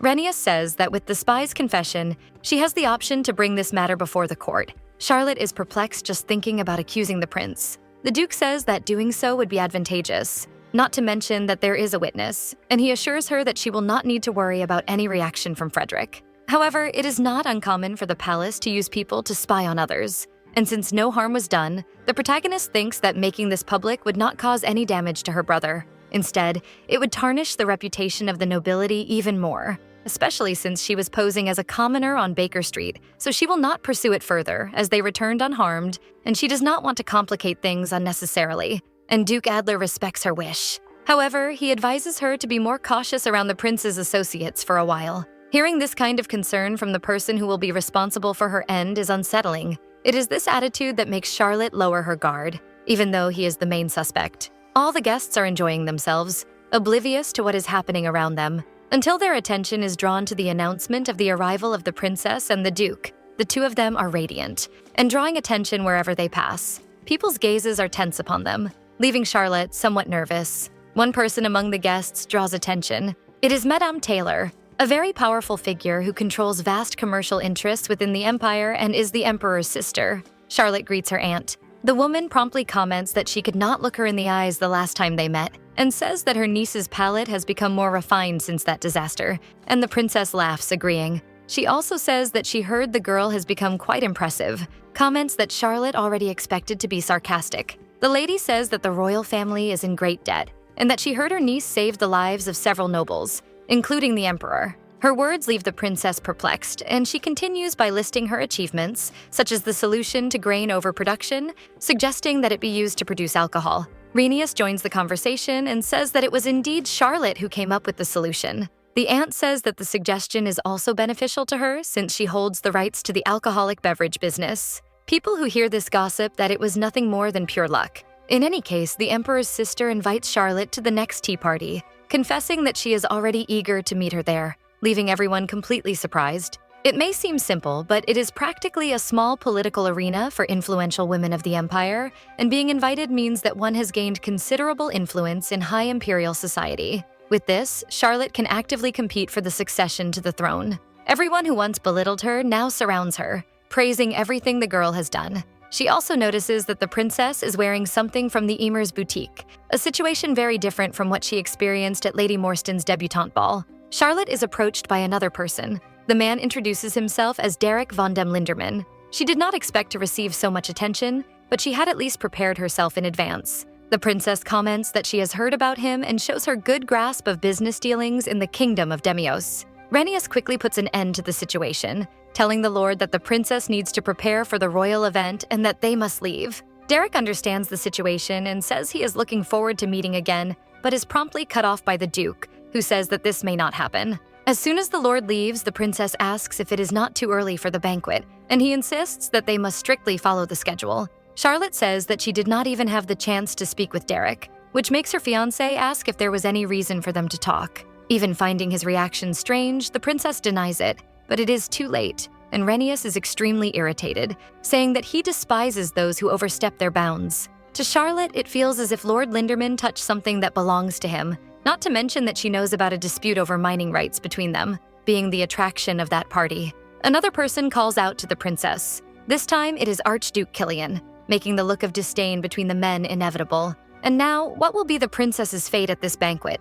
And this is where we end today's recap of Undercover Princess, up to chapter 26. And honestly, this romance is getting dangerously good. What started as an undercover investigation into a serial killer has slowly turned into a tense, emotional, slow-burn romance where feelings are absolutely not part of the plan. What do you guys think about this romance? Charlotte is really careful, but it's hard not to fall for the Duke, right?